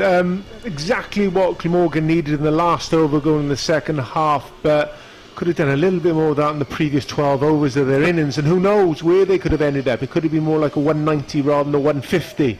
The 150 is what they got. It's a score, possibly a defendable score, who knows. See how Surrey will adjust and play on this wicket.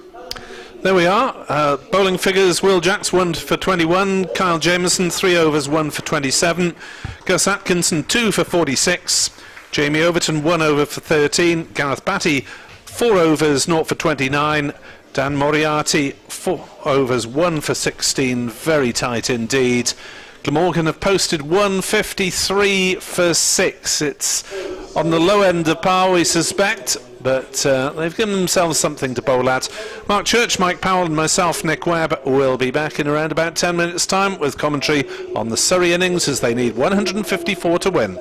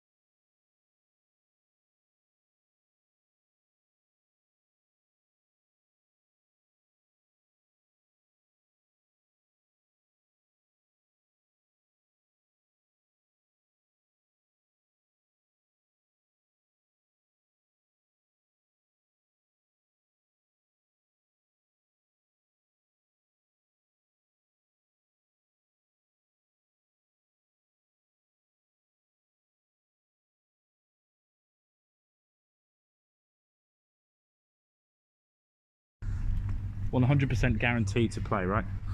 Oh, that's right. Sam, congrats on making your debut. Been a whirlwind few days for you. Just how's it felt? Yeah, it's all coming a bit of a rush, to be honest. Obviously getting a call on Saturday afternoon.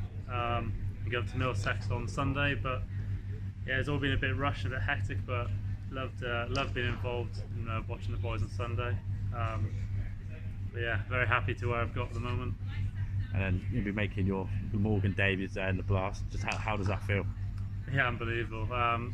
Been coming here to watch them since I was a little kid, really, and then lucky enough to come through the system, the academy system here, and then finally get out here and play a Blast game is something I've kind of dreamed of since I came when I was a little kid. So yeah, unbelievable feeling, really. For those who haven't watched you play, what sort of player are you? Try to be quite exciting with the bat, and leg spin bowler, which is tough art, but something that can be really effective in T20 cricket. And you've been playing for the Cardiff UCCE, had some success there, and then playing for Wales national counties as well. What's your season been like so far? Yeah, really good on both fronts. Obviously the uni team, we won the national championships, and with Wales so far we've qualified for the quarterfinals in the One Day Cup, so really successful season so far, and looking to build on that now. In terms of sort of players you looked up to growing up as a Glamorgan fan, who's your role models? As a spin bowler growing up, kind of Robert Croft and Dean Koskers were always the ones to see in the show here. So those two, watched them massively when growing up. So yeah, I love coming here every Friday night when I could and watching the T20 with those two bowlers. And then now you obviously joined the first team squad. Just what's it like being around some of the guys? Yeah, it's great to learn from them. Obviously a lot of experience in the squad, and just being able to talk to them and talk about cricket and the game is a big learning step. So yeah, everyone's been really helpful so far, and looking to keep learning and developing. And taking on Surrey today, they've got Hashim Amla in their batting ranks and a couple of England players. How exciting is that? Yeah, as a player coming in, really exciting to test yourself against the best straight away. You know, shouldn't be scared of anything, but I think it'll be a really good test to see where I am personally and the team as well. So yeah. And good luck tonight. Enjoy it. Thank you very much. Cheers. Cheers.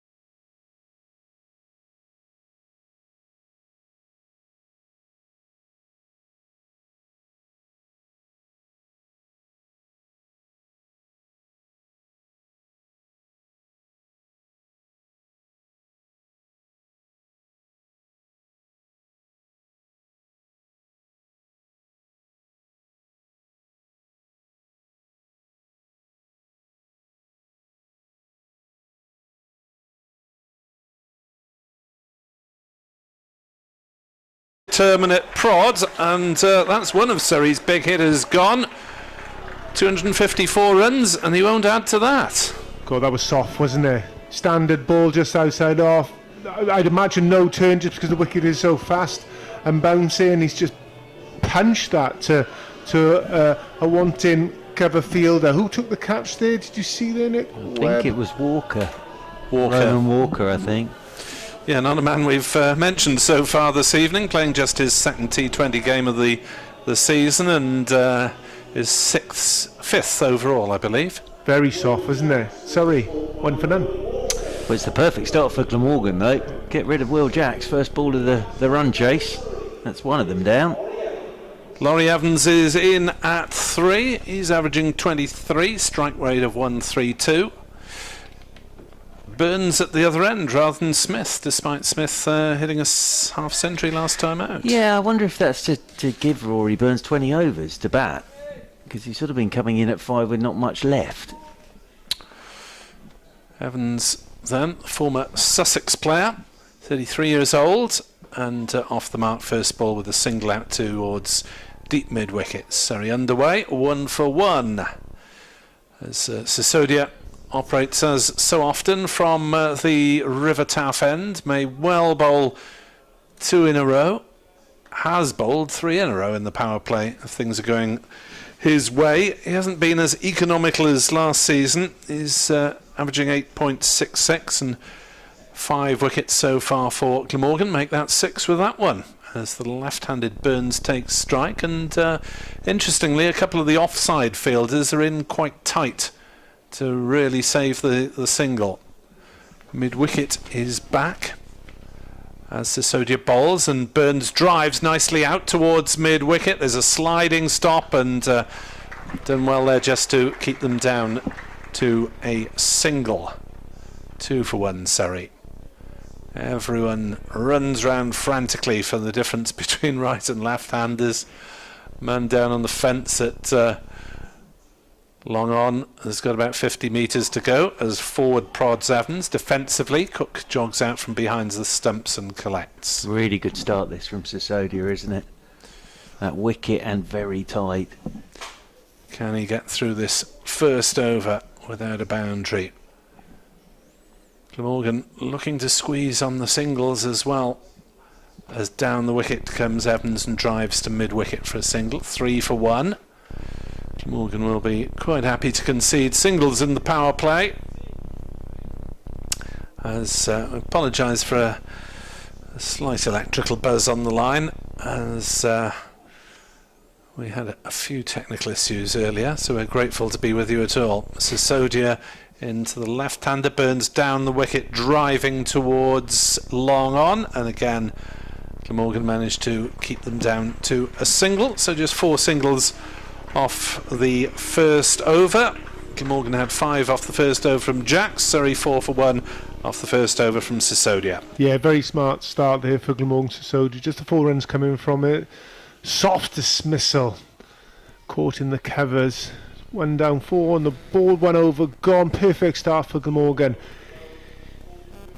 Possibly, was it that little flurry, the last over of their innings, has got themselves up for this fight? Who knows? Well, I think, yeah, you said it. It gave them something to take into the dressing room. Glamorgan, 24 off Gus Atkinson's final over, 4 sixes for Billy Root, and got it up over 150 as well. So Van der Houten it will be, down below us to get started from the Cathedral Road end. Left-handed Rory Burns will be on strike. Yeah, very interesting that Rory Burns is opening, because Jamie Smith's been doing it with Will Jacks. Obviously it was Jason Roy and Will Jacks before that. So now Rory Burns, test match opener of course, and waits for Van der Houten, who's in over the wicket to him, and he's driving the first one up towards mid-off, and there is no run. But yet very important from a Glamorgan point of view to get off to a good tight start with the ball, because if Will Jacks had got going, he scores very, very quickly, but just tried to smash it through the covers and just hit. Walker stood on the edge of the circle at extra cover as Rory Burns waits once again, left-handed of course, Van der Hooten's into him, he's driving, gets this out towards backward point. They'll take the quick single, and one more to the total. Burns on to 3. Surrey move on to 5 for 1. That's a feature of Surrey as well, as they're running between the wickets. They will scamper. When Ollie Pope gets out there, he will absolutely tear between the wickets, and that's something they like to do, is put a bit of pressure on the fielders. Burns is no slouch. Evans is pretty quick as well. Laurie Evans, fantastic record in T20 cricket all round the world, has Laurie Evans. Van der Hooten is in over the wicket to him, and he's forward, playing this one up towards mid-on, and again takes the single. That'll be one more to Evans. He moves on to 3, 6 for 1. We were looking at his T20 record. He averages more than Jason Roy in 2020 cricket, Laurie Evans. You can understand why Surrey was so keen to sign him, can you? How's he gone this year? Yeah, well, he's only really played 2020, but good. Yeah, really good. And he's played a couple of match-winning knocks, and he plays all around the world now. He plays in Sri Lankan Premier League, and you can tell as Burns waits, and that's down the leg side. He's trying to flip that over short fine leg. Didn't get anything on it. Wide will be the signal, and that'll be one more to the total, and the extra delivery in the over. He's an attractive player to watch as well, Laurie Evans. I have to say, when himself and Jason Roy are together and going, it is pretty spectacular stuff. Shots all round the ground.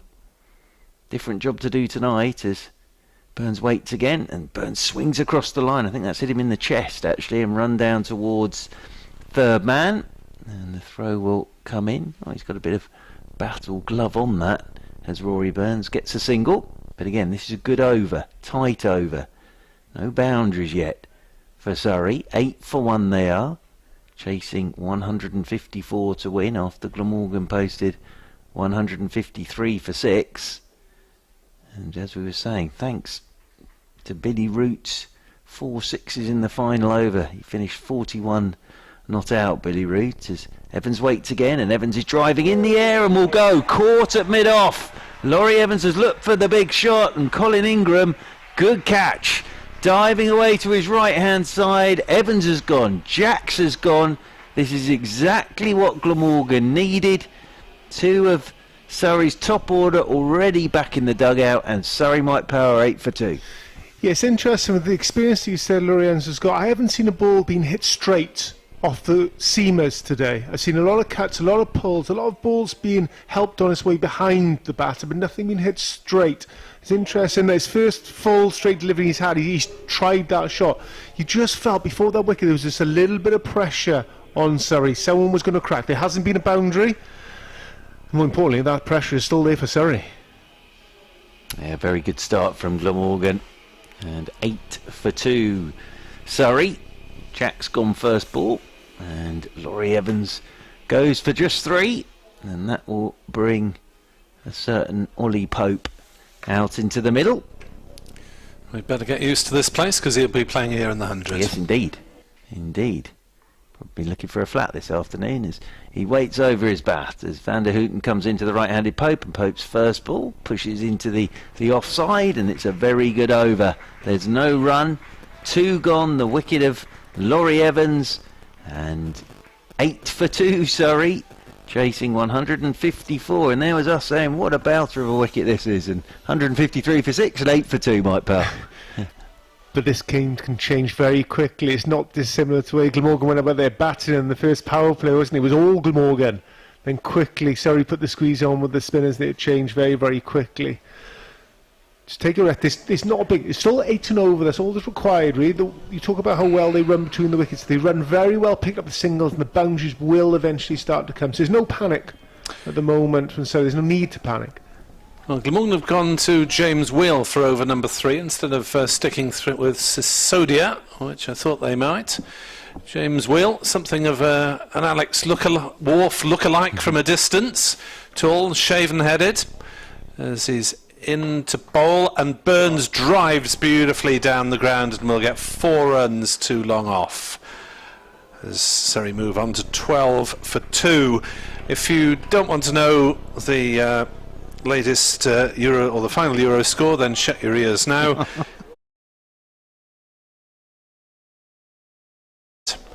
And welcome along to listeners who are just joining us after following the football via whatever means. Surrey chasing 154 to beat Glamorgan at 12 for 2 in the third. Quiet night in London tonight. Absolutely. Quiet night in Cardiff. 12 for 2. You're in the right place. As Wheel is in to bowl to Burns on 8 not out, and Burns gets a short ball that he slaps over, point for 6.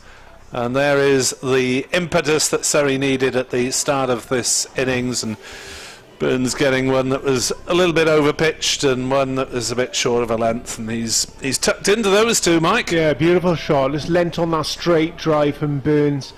Wheel trying to adjust and go a little bit short, but then go a little bit short, a little bit too wide, and Burns cutting that over point. Classic bowler reaction, went back to his foot marks, get a bit of a scratch with his boots. Obviously slipped rather than his own ability. There's a problem with that delivery, but great start. 10 runs coming for the first 2 deliveries off Wheel. 18 for 2. Surrey chasing 154. As Wheel tears in and bowls to Burns, slower ball hammered straight at cover. Carlson manages to keep them down to a single. It hit very hard at him, and it Carlson taking 3/4 of the pace off, but they went through for 1. 19 for 2 as the field swaps round for the right-handed Ollie Pope to face for the first time. Yeah, it's very interesting, Rory Burns opening up, because that first shot off Wheel was a proper cricket shot, wasn't it? You're talking about going straight down the ground. Here's Pope then, facing up to Wheel and edging it down to third man. There is a third man down Douthwaite beneath us in the Cathedral Road end, and they'll take a single. 20 for 2. Didn't mean to play it there, but it was a safe edge down to the boundary in front of us. The crowd, by the way, round about a couple of thousand is the maximum they can get in at the moment because of the Welsh Government restrictions and the rules on social distancing. We wait to see how those will change in weeks to come. Surrey 20 for 2 in the third, chasing 154 to win, as that is hammered through cover from Rory Burns up to the dugouts, away to our left in front of the pavilion. 4 more runs. Not a great over from Wheel, and Surrey are up and running. Yeah, it's an interesting option for him to be bowling in the first place. I thought Sisodi bowled beautiful first over, picking up that important wicket as well. You thought you would give him another one. Yes, I agree. Wheel then, who found his feet with the bat on Sunday but hasn't done so with the ball really in this competition, is in to bowl. Slightly slower ball, that's better variation, and Burns just forces it straight to short mid wicket, but nonetheless 16 runs were accumulated off that Wheel over, and Surrey are 24 for 2 after 3, chasing 154 to win. Yeah, when how I look at how a bowler gets hit and how many runs he goes for, for me it all depends on how inventive the batsman's been, and if the batsman's moving around the crease and there's a bit of luck involved and possibly he's trying to force the shots and he gets away with it, that's just unlucky from the bowler. But the batsman's just standing there and picking off cuts and drives and pulls from genuine orthodox shots, well, you've probably got to look at the bowler. Well, Dan Douthwaite's coming into the attack down below us from the Cathedral Road end of the ground. Yeah, Rory Burns there basically played 3 authentic shots, straight right down the ground, then an uppercut for 6 and then another cut for 4. He just took what was on offer. Yeah. Douthwaite then, right arm over the wicket with his headband on, comes into Ollie Pope, who's tucking him away. Straight delivery, roll of the wrist from Ollie Pope, and that whistles away off to the mid-wicket boundary rope for Ollie Pope's first boundary. He moves on to 5, and that will move Surrey on to 28 for 2, Mike. Yeah, Powell. that wasn't part of the plan there from Douthwaite. He's got a man up on 45 on the leg side. He's got one back at deep square, mid-wicket up, mid-on up, and he's speared into leg stump, and Ollie Pope has just helped it on its way. 4 runs mid-wicket. Pope up and running. 28 for 2 as Douthwaite goes wider of the crease to him. Pope's up on his toes, turns this one into the leg side. Sam Pearce comes up to do the fielding. in there at mid-wicket. The man with no name or number on the back of his jumper. Ball's leg spin as well. Well, so we're Mr. told. Webb, Yep, so understand. Might well see a bit of that at some point. Mark Yes, O'Leary, Andrew. the former Cardiff University's coach, has messaged me welcoming his inclusion.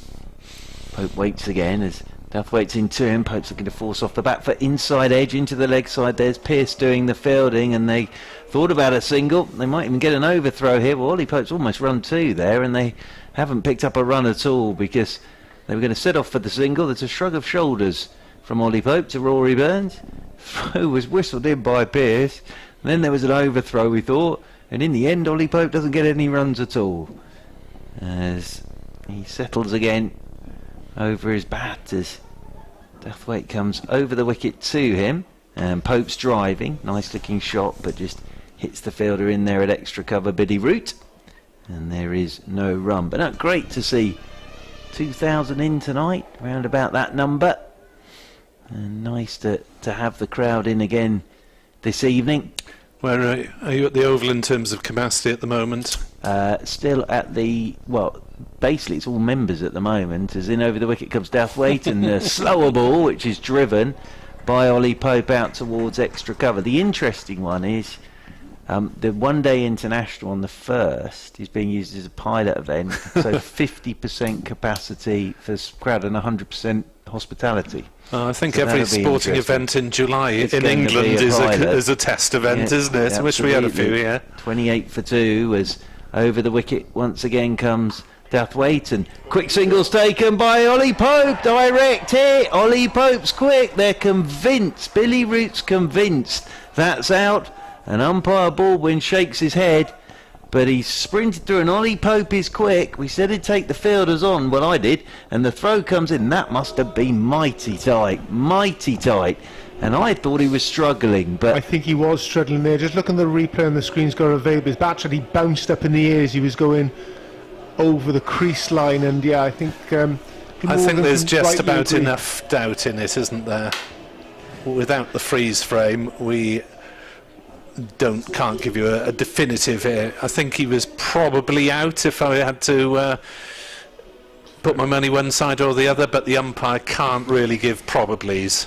yeah, He was out and he wasn't given. yeah, I would say he's got away with one as well there, as Ollie Pope. But he's gonna do that. He's gonna take you on in the covers. Good bit of work from Billy Root, but still there on 6.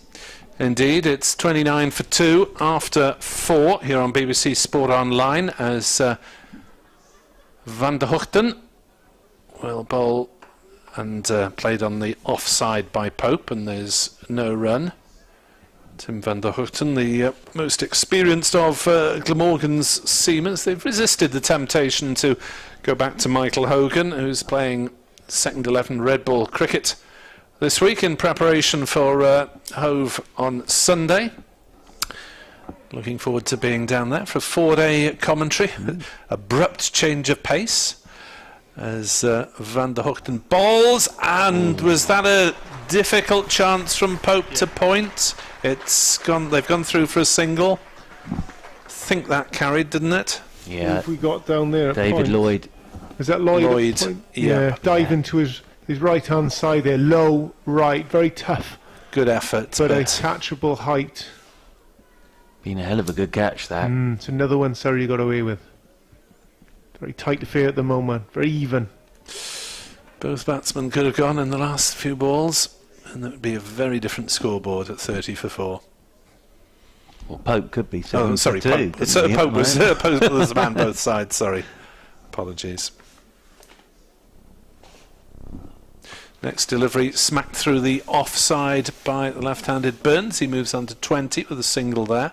31 for 2. Here was Pope on both occasions. Nearly run out on 5 and then dropped a run later.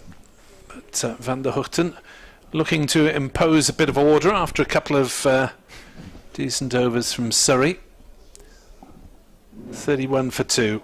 Maybe 153 posted by Glamorgan will be more competitive than we thought it might be at halfway. Van der Hoogten bowls outside off stump, hammered away there by Pope. Lent into that one, crashed it to the backward point boundary, 35 for 2. Yeah, very welcome boundary there for Surrey. Get themselves back into this game. The halfway stage, probably thought they were well in front. Actually, 19 overs into the first half of this game, they were well in front. 20 overs, they're still in front, but not as well as they were before. Chasing 150. They're slowly creeping back into it. 35 for 2. Having been 8 for 2. So Glamorgan need to keep taking wickets to put some sort of squeeze on Surrey, and they won't get one there as that's clipped away nicely down towards backward square. Sliding stop by Root on the boundary, but another 2 runs for Ollie Pope. He moves to 13, Surrey to 37 for 2. Last delivery of the 5th over coming up, as Glamorgan have one more over with all the fielders in. Then they can push them back, or push back another 3 after the 6 overs power play. Van der Hoogten into bowl, forced through the leg side by Pope for 4 more. Well, this is a really bright start from Ollie Pope. He's whistled up to 17 in no time at all, and Surrey move on to 41, I believe, as the score on the board disappears. 41 it is after 5. Yeah, classy shot there from Pope. Very stylish players working that ball through mid-wicket at 4 runs. Welcome. Sure, we got 16 runs. 12 runs from that? 12 off that over. That last over. Yeah, 16 off the James Wheel over. Douthwaite, just 5 runs from his first over.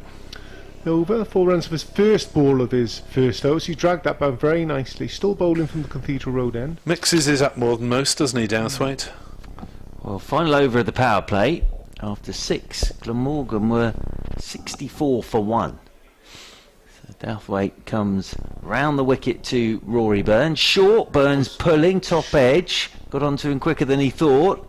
And he'll get a single down there towards fine leg. And that'll be 1 more to the total. And 42 for 2 now, sorry. And back onto strike comes Ollie Pope. Yeah, after that first ball went for 4, it's been good stuff this from Mr. Douthwaite with his headband, keeping his long hair out of his eyes, as Ollie Pope on 17 waits for Douthwaite, who's over the wicket to him, goes wide of the crease. Oh dear, he's gone onto leg stump there, and that'll just be flicked away by Ollie Pope. Went wide of the crease, and Ollie Pope just waited for that and flicked it behind square. Whistles away for 4 runs. Pope's on to 21. And it's 46 for 2, Mike Powell. Yeah, it's almost like his effort ball is going down leg side. His first delivery of his previous over went down there as well. And that one, it's like he's put everything into it and it's slipped down leg side. For a batsman as good as Pope, that's just 4 ends all day, every day. Could almost see what was going to happen as he let the ball go there. Douthwaite's in once again. Pope's driving. Thickish edge down towards third man. They'll pick up a single. 1 more to the total. Pope has already moved on to 22. Has had a couple of lives, Ollie Pope. 1 run out and 1 catch at backward point, but still there. 47 for 2 as Rory Burns on 21 comes back on to strike.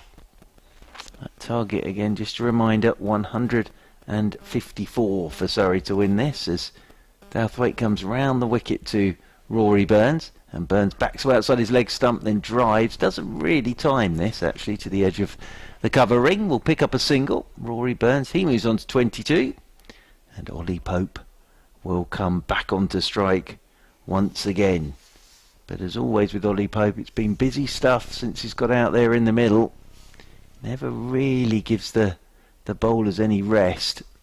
Always trying to manufacture shots, and as we said, run hard between the wickets as Douthwaite's in once again to him, and he's driving on the up for 4. It's a gorgeous shot from Ollie Pope. Bit of width from Douthwaite, and Ollie Pope's just waited on the front foot and driven that through cover point for 4 runs. And Ollie Pope will move on to 26. 50 up for Surrey. Mike Powell 52 for 2. Lovely shot that for the covers. Slightly wide, slightly short, and Pope just easing that through the covers here. It's just echoes of Ian Bell. It's been said many times before, but it's a stylish player. Yes. Was Ian Bell the old Ollie Pope? That you could put it that way. As in over the wicket comes Dalthwaite, slower ball, well bowled, and pushed by Ollie Pope up towards mid-off. But there you go, good ball, and he still finds a single up towards Colin Ingram. And it's the end of the over, the end of the power play. So Surrey at the end of the power play, 53 for 2. And as I was saying, Mike Powell, Glamorgan were actually 64 for 1, but then the spinners came into the story. Yeah, this is where the game changed for Glamorgan on their batting. 6 overs in, they were flying, and all of a sudden a couple of wickets, the spinners got involved and things slowed right down. So could be a similar sort of theme here. Are they going with the spinners, or no, they're sticking with the seam at the moment? They got Roman Walker, looks like Roman Walker's bowling from the taff end here, so he's staying with the seamers. So this is where if Surrey can just keep on the same pace they're going at the moment, just operating at 7 runs and over at the moment, doing very, very well. Sorry, run rate is 8, just over 8 at the moment, so requiring 7s. But you're right, this is where Surrey took control of the first half of the game. So Roman Walker playing his second game of the season. He was actually the most economical of the Glamorgan bowlers in that defeat against Middlesex at Radlett, and the Eskenazi onslaught, and Walker bowls and Pope chops it down hard into the ground, and it bounces up to Lloyd at backward point. Can't be too many Romans playing professional cricket, I wouldn't have thought. One of the only ones. Yes. Mr. Walker. Roman Isaac Walker. Yes, indeed. England under-19 international from the Wrexham area. Grant Stewart's playing for Italy, isn't he? That's close to Rome. Might be as Paul Pope's pulled that one away down to backward square for a single. The Kent Aussie all-rounder is Italian Gareth as well. Berg. Yeah. Gareth Berg's played cricket for Italy as All well. right. Yes. Be a nice place to play that, I would have thought. You'd have thought so. Good food. Mike Powell, got any continental grandparents who can sneak in? Oh, I wish I did. I'll settle for village cricket with Crick Owl. Just as good as anywhere. Craig Mester played for Germany while he was with Glamorgan. 54 for 2, Surrey. Exactly 100 needed to win. We're in the 7th over out of the 20, as that's driven back to Walker, and unfortunately he takes the pace off the ball, and they can go through for a single. Burns to 23. 55 for 2. The best one was your old teammate, Mr. Hemp. Played for Bermuda, didn't Well, he was born there. Yeah, I know, but brilliant. Fantastic. Thanks ever so much. I'll go and play some cricket in Bermuda. Yeah. Thank you very much World indeed. Cup in there as well. Yeah, Enjoyed fantastic. As next ball almost plays on Ollie Pope, chopping it down, bounced back up to wicketkeeper Chris Cook. I mean, you've got a decent tan going there. Couldn't you claim a bit of Bermuda blood there, Mr. Church? Mine's just dirt, unfortunately. Speaking of David Hemp there, he's actually coaching Pakistan women's team at Yeah. the moment via, is he Sydney or Perth he's living at the moment? Victoria he went to live in, I think. As that's cut away down towards third man, just about picked up by Douthwaite inside the boundary. Good piece of fielding from the big all-rounder at full stretch, but Ollie Pope has picked up another couple of runs. He's raced on to 30 not out. Yeah, he was, I think, with Victoria, doing some Victoria Spirit, is it, the women's side there? Yeah, I think you're right. And now in charge of Pakistan women. 57 for 2. Must try and get hold of him sometime to talk about it.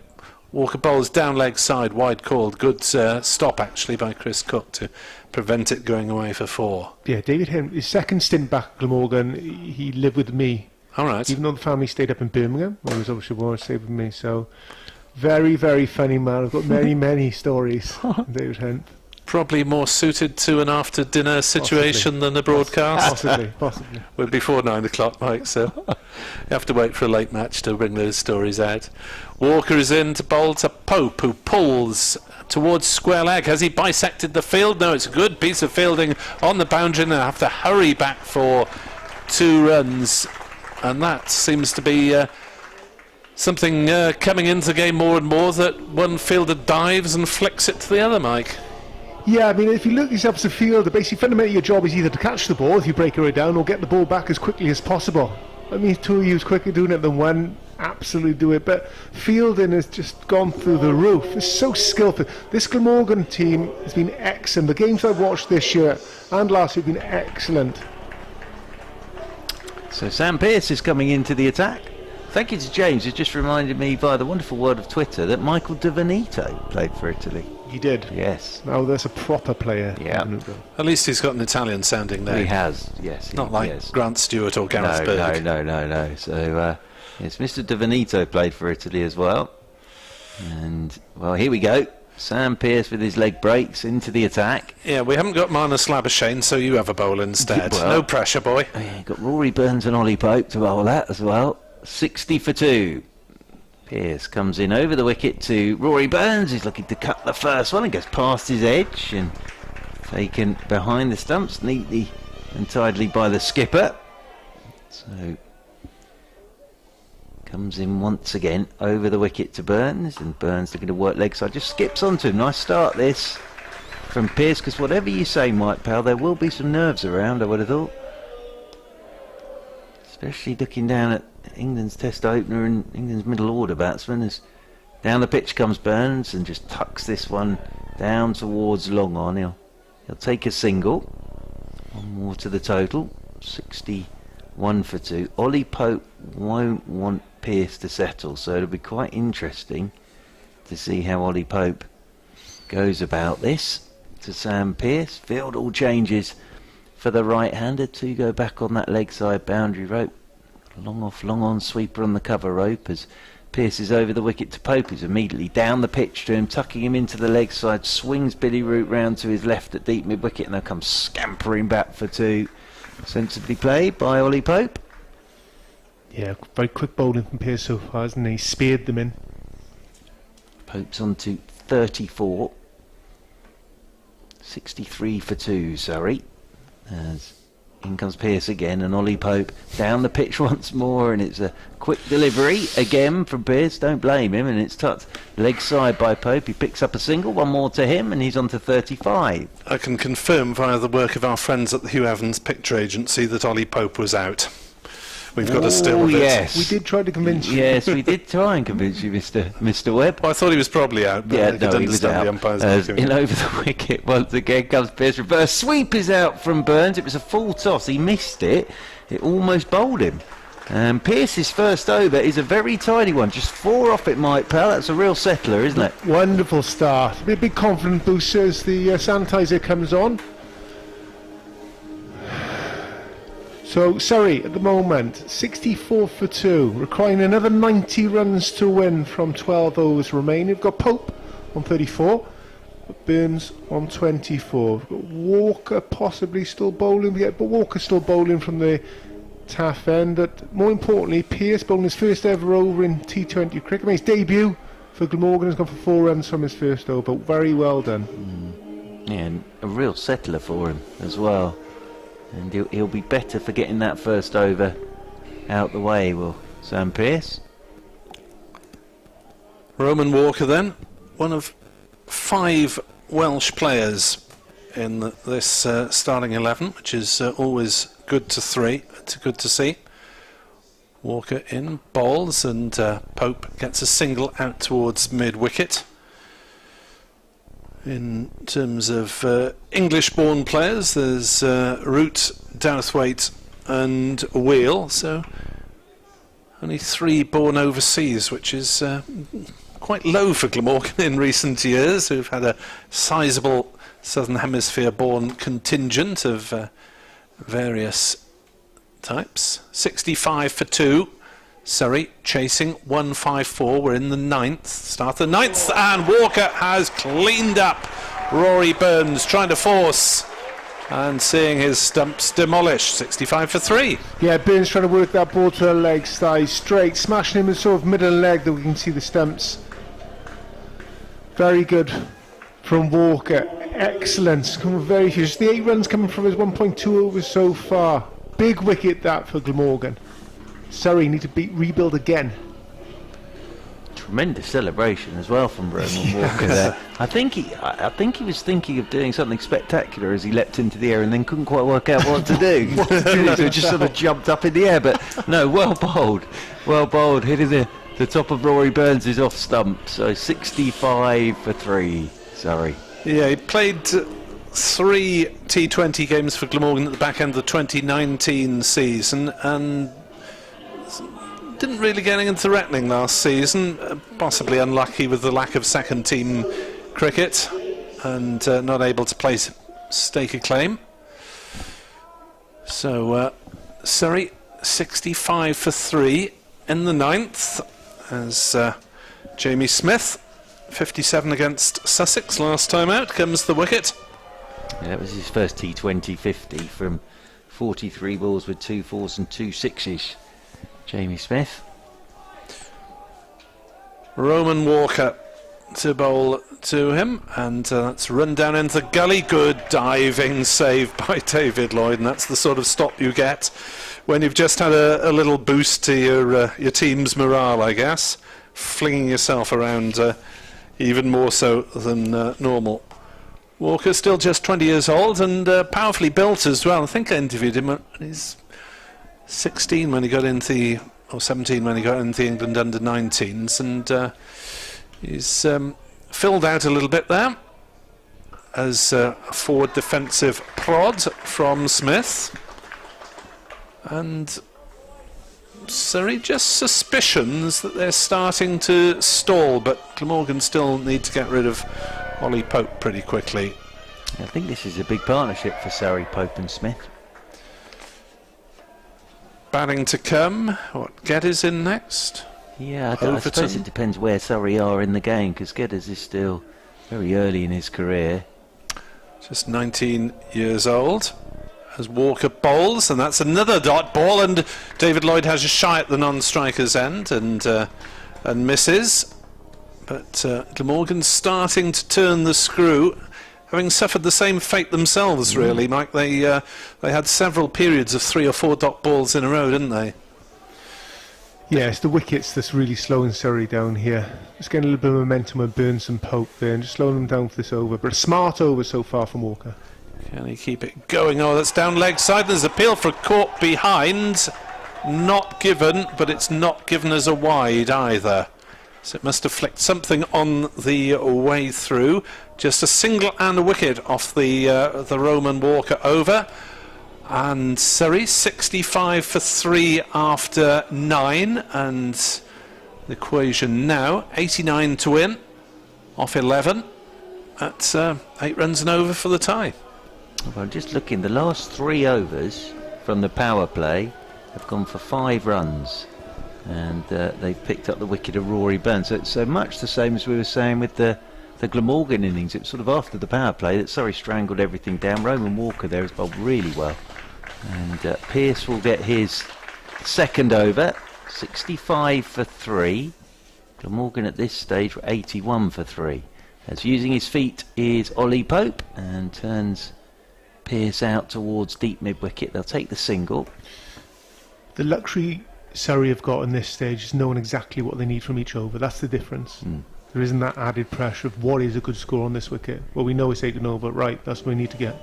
Most sides like chasing in 2020 these days, don't they, because of that target. They just, well, I said that stat, I think I'm right in saying that the last 9 games that Surrey have chased in T20, they've won.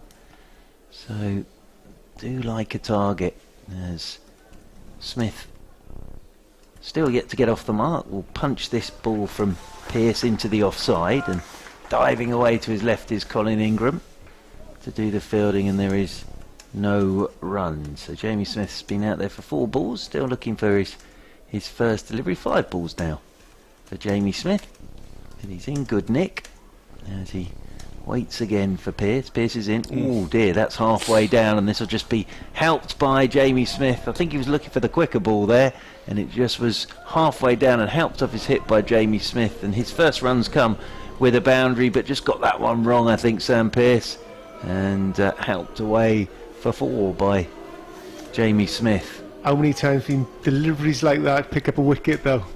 dragged down. Filthy long roll, smashes the man. Deep backward square as Pearce is in again, and Smith goes back and cuts. This is a lovely shot from Jamie Smith.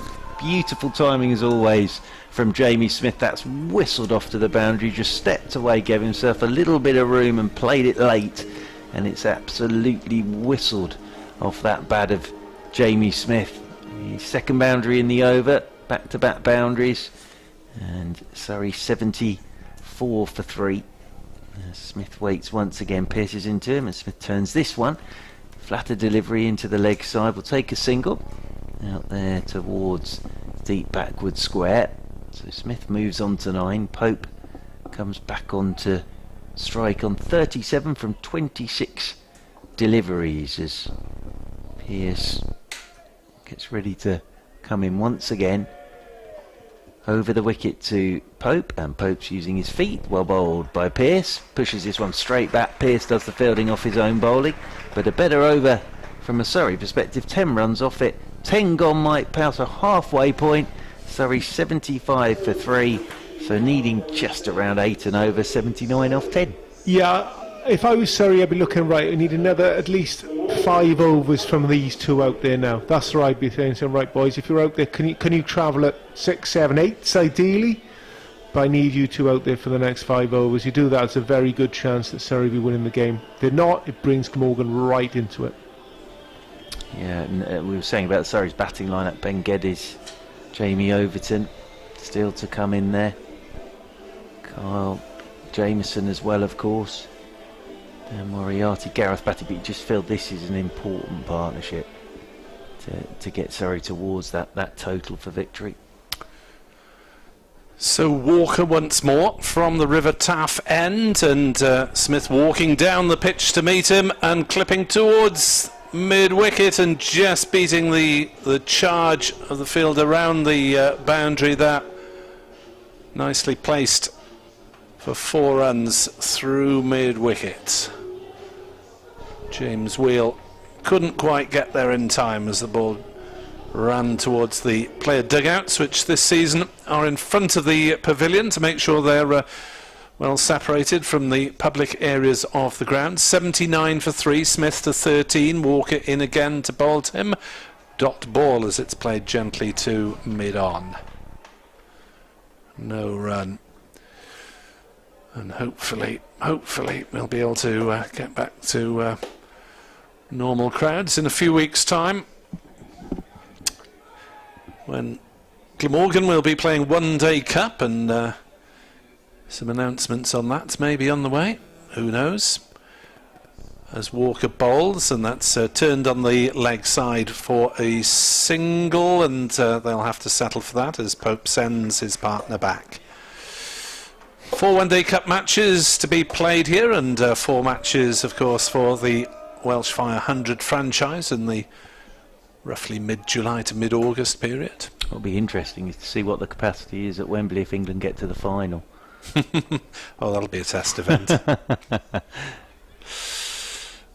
80 for 3, Surrey chasing 154.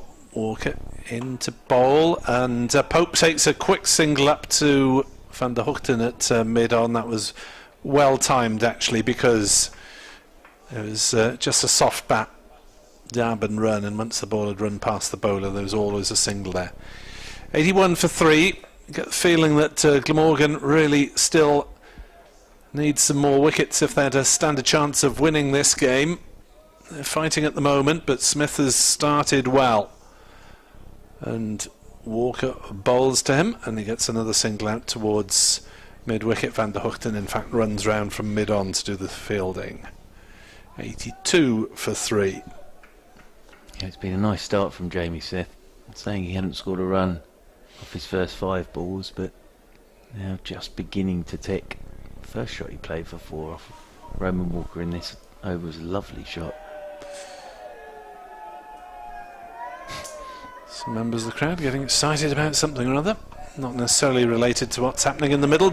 Great stop by David Lloyd, could have been a run out as Pope set off, got nearly halfway down, was sent back. Lloyd only had one stump to aim at, and he was falling as he threw as well, so it would have been a miracle if he had it, but Pope nearly sold himself short there. Just about managed to get back, I think. 82 for 3, 11 overs bowled. Equation 72 off 9 at 8. Yeah, we talked about the luxury of knowing exactly where you need each over, and that's the thing. So if you take a boundary to get 1 4, all of a sudden you're just picking up singles and almost ran themselves out there unnecessarily off the last ball. But right, we've got a boundary right, single, right, we've done it. Right, next over, let's do it again. Yeah. Pick up 2 boundaries, big bonus. Yeah, and Prem Sisodi is coming into the attack now from the Cathedral Road end, coming left arm round the wicket, and it's a full toss driven by Jamie Smith out towards the sweeper on the cover boundary rope. Congratulations, Mark. What have I done? You an opposition station commentator who can pronounce Sisodia. Oh, well thank you done. very much. Thank you very much indeed. Thank you. Got something right at last. Sisodia comes around the wicket once again to Ollie Pope, who's using his feet, waits for this, and then sort of flat bats it out towards the sweeper on the cover boundary rope. So they'll pick up 1 more. Pope's on to 39, 84 for 3, Surrey. That target, just a reminder, 154. We're in the 12th over as Sisodia comes left arm round the wicket to Jamie Smith and turning into the leg side. They'll think about 2 here, but it will just be the single. As quickly up is Billy Root to do the fielding. It's good stuff from Billy Root. Came sprinting in off that boundary rope.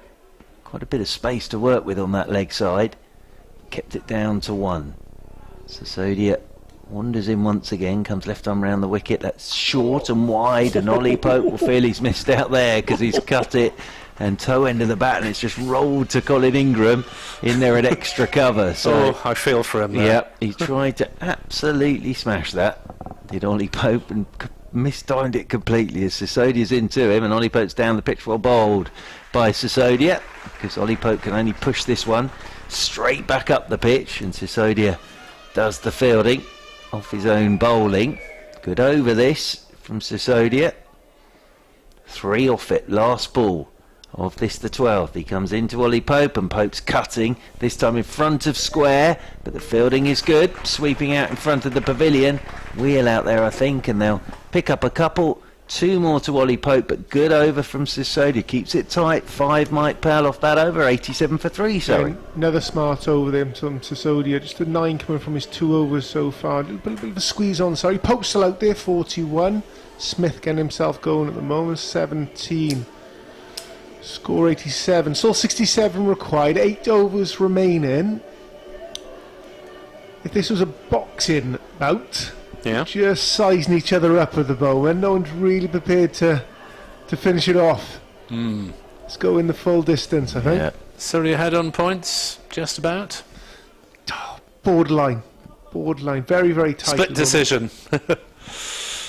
Pope 41, Smith 17. They've got 2 well-set batsmen, which is crucial, and Roman Walker will continue to bowl and beats the hoik of Smith as he tries to hit it into the pavilion. Yeah, I think that went past his bottom edge, Jamie Smith, but trying to swing that into the pavilion away to our left-hand side, Jamie Smith. I think this is 4 overs on the bounce for Walker, isn't it? It's pretty unusual in this form of the game. Can he finish it off well? 1 for 15 at the moment. Bowls a short ball that beats the hook of Smith, and it's well taken by Chris Cook, leaping above his head. Yeah, a little bit of extra pace, a little bit of extra bounce. Surprising the batsman. Yeah, I think this is one of Glamorgan's better T20 wickets, even though sometimes the scoring rate has dropped. And 154 is a fairly average sort of par score for Glamorgan, but it's had a bit of pace in it, and this next ball is punched by Smith straight to cover, no run. Very good from Roman Walker. 1 for 15, 4th over, 3 dot balls. Bit of pressure building here. Isn't it good to see 2 20-year-olds in combat in this high intensity form of the game? A wicket here really puts Glamorgan in front. Walker is in to bowl to Smith, who drives to mid-on and takes a single. 88 for 3. Yeah, I always forget Ollie Pope's only 21. Yeah. All these young men doing their stuff at the moment. No, terrific. Roman Walker's been outstanding here. Our rate just creeping up to 9s now. You wonder whether Jamie Smith, that first delivery, is just trying to 6 or 4 first ball, just take a bit of the pressure off.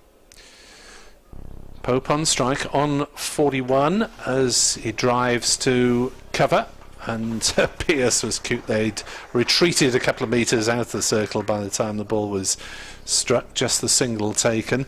Has Pope got a T20 half century this season? He didn't before this season. He has in his now. first game against Middlesex, 52 not out, and took Surrey over the line to win that one. Yeah. With Jamie Overton, who I'm pretty sure will be the next man in. Walker is in, bowls and a swing and a miss from Smith. So just 2 runs off Roman Walker's final over. Well, Dan Moriarty 1 for 16, and Walker has almost matched that with 1 for 17 from the young North Walian seam bowler. Yeah, this is Glamorgan's game at the moment. 65 required off 42 deliveries. Just put their nose in front. It's ebbed and flowed throughout the whole game here, but I just feel we're leaning towards Glamorgan. Another tight over from Prem Sisodia could really push it in front. Rate still creeping up 9.3. I've been watching that Surrey dugout. What's fascinating is Geddes has been sat on that front bench for the last 3 overs as Sisodia is in, and this is pulled by Pope and away for 4. So Much Ollie needed Pope, that. absolutely. Boundary off the first ball of the over. The reason I mentioned that was Jamie Overton's just stood up, come from the back of the dugout, put helmet, gloves and got back and sat on that front bench. So I think they said now's the time. If a wicket goes, Jamie Overton, I think, will definitely be next in, because he helped Ollie Pope take Surrey over the line against Middlesex with a quick fire 24 off 10 balls with 3 boundaries. 93 for 3 Surrey. Sisodia is into Ollie Pope, and Pope's forward drives down the ground towards long off, and they will take the single. Ollie Pope, the highest individual score of the game, this 47. Saw Billy Root make 41 and Lloyd make 41. Ollie Pope on 47. Jamie Smith back on strike on 18 as Sisodia comes round the wicket to him. Smith backs away and has gone as he dropped by Ingram. Oh, Colin Ingram. He's in there at extra cover and he's hit it straight to him, and Ingram's put it down. That's a big moment perhaps in this game. Should have caught it, but Smith survives on 18 as Smith waits once again. Sisodia comes round the wicket to him. Smith's down the pitch, turns this one down to Carlson at long on, and they'll pick up another single. 19 could be a big moment, that might. Could it be the moment? I think it possibly didn't get to him as quick as he thought, and White ball, possibly white background. could be, but just went The way he straight reacted. down. Yeah, it was almost like I didn't see it. As Sisodia round the wicket to Pope, and Pope's down the pitch, picks it up on the full, works it into the leg side. Up comes Billy Root to do the fielding, and they will pick up another single. Ollie Pope moves on to 48. 58 more needed by Surrey. We're in the 14th over. Their target 154. It's all getting very tense here as Sisodia comes round the wicket to Jamie Smith, and Smith waits for this and turns it leg side straight out to Billy Root, and they'll pick up a single. So boundary off the first ball of the over, but came back very well there, did Sisodia, and should have had Jamie Smith, but the catch went down, and 14 overs gone, 6 left, 57 needed by Surrey. It's tight this at the moment, Mike Bell. 9.5 and over. That rates keep on creeping up. You don't get above 10s, there could be a problem. What you won't do is leave it down to what Root did, is it 24 for the last over. That's not going to happen. They need Pope. Pope's there at the end. They win this game. Well, James Wheel will need a better over than his first one if Glamorgan are to continue this pressure. That went for 16. Can happen to any bowler in this short format, of course, but Wheel, I think, yet to prove himself really in this form for Glamorgan, as he'll race towards us and bowl to Smith, who misses one outside off stump. No, he's got a feather on it, and he's caught behind as Chris Cook tosses the ball high in celebration, and Smith walks off. James Wheel has justified being recalled into the attack, and Glamorgan get a crucial wicket to try and put the brakes on Surrey. 97 for 4. Smith goes for 20. Yeah, stalling there, 23 balls to get to his 20 as well. Probably not the innings that was required for Surrey at this point in time. Maybe a change of batsman might put a bit more impetus into this innings. Still a lot of runs needed. 57 needed. 5.5 overs remaining. Well, at least it looks that Glamorgan will get to a competitive end to a game, which they haven't on last couple of occasions. There wasn't really much drama about the finish, or, well, the second half of the Middlesex innings really at Radlett, and they were reasonably comfortably beaten over in Bristol. Here's Wheel in to the new man, tall form of Jamie Overton, who will get off the mark first ball with a turn down towards fine leg. Turns, looks for the second. Sisodia's throw comes skimming in to Cook, and there is no second. 98 for 4. It was these two that took Surrey over the line against Middlesex and came together with Surrey 115 for 5, chasing 175 for victory. So they've done it once already, Pope and Overton, this season. Wheel is in to bowl to Pope, who will get runs on the onside. They run the first one fast, they turn, but that's a good piece of sprinting from young Kieran Carlson, one of the gun fielders in this Glamorgan lineup, who is relied upon to dash around the boundary. 99 for 4. Pope to 49 not out. Overton, big muscly fellow, around about the 6'5" mark, I guess, Mark. He can certainly hit a long ball, given half a chance. Wheel will try and prevent him from it with a ball that is short of length. Tries to hook, doesn't get anything on it. That's his one short ball for the over. Put it this way, if you were doing a county rugby team, I would definitely have Overton and Jamieson somewhere near my second row. Or Yeah, and Wheel would be in the back row, probably. Absolutely. 6 or 8. Some tall fellas on show. And he comes, running in from the River Taff end. Bowls outside off stump, and Overton gets firm bat on that. Is that 4 or 6? 4, just pitched inside the long on rope. A big muscular swing by Overton. And the Surrey 100 is up there. 103 for 4, needing 51 to win. And this is the last ball of the 15th over. Yeah, they'll need a few more blows to that to get themselves home tonight. Overton could be the man doing it. He's got all the skills, and he's a big, strong man. Long hitter of the ball, some short boundaries straight, as they usually are. The Sophia Gardens. Just slight change in fielder. They're long on up inside the inner circle. They're moving him back now to that ball's just been struck. Coming off inside the rope, extra cover, backward point, and a man at 45. Beyond that, everyone else is on the boundary. Last ball of the over.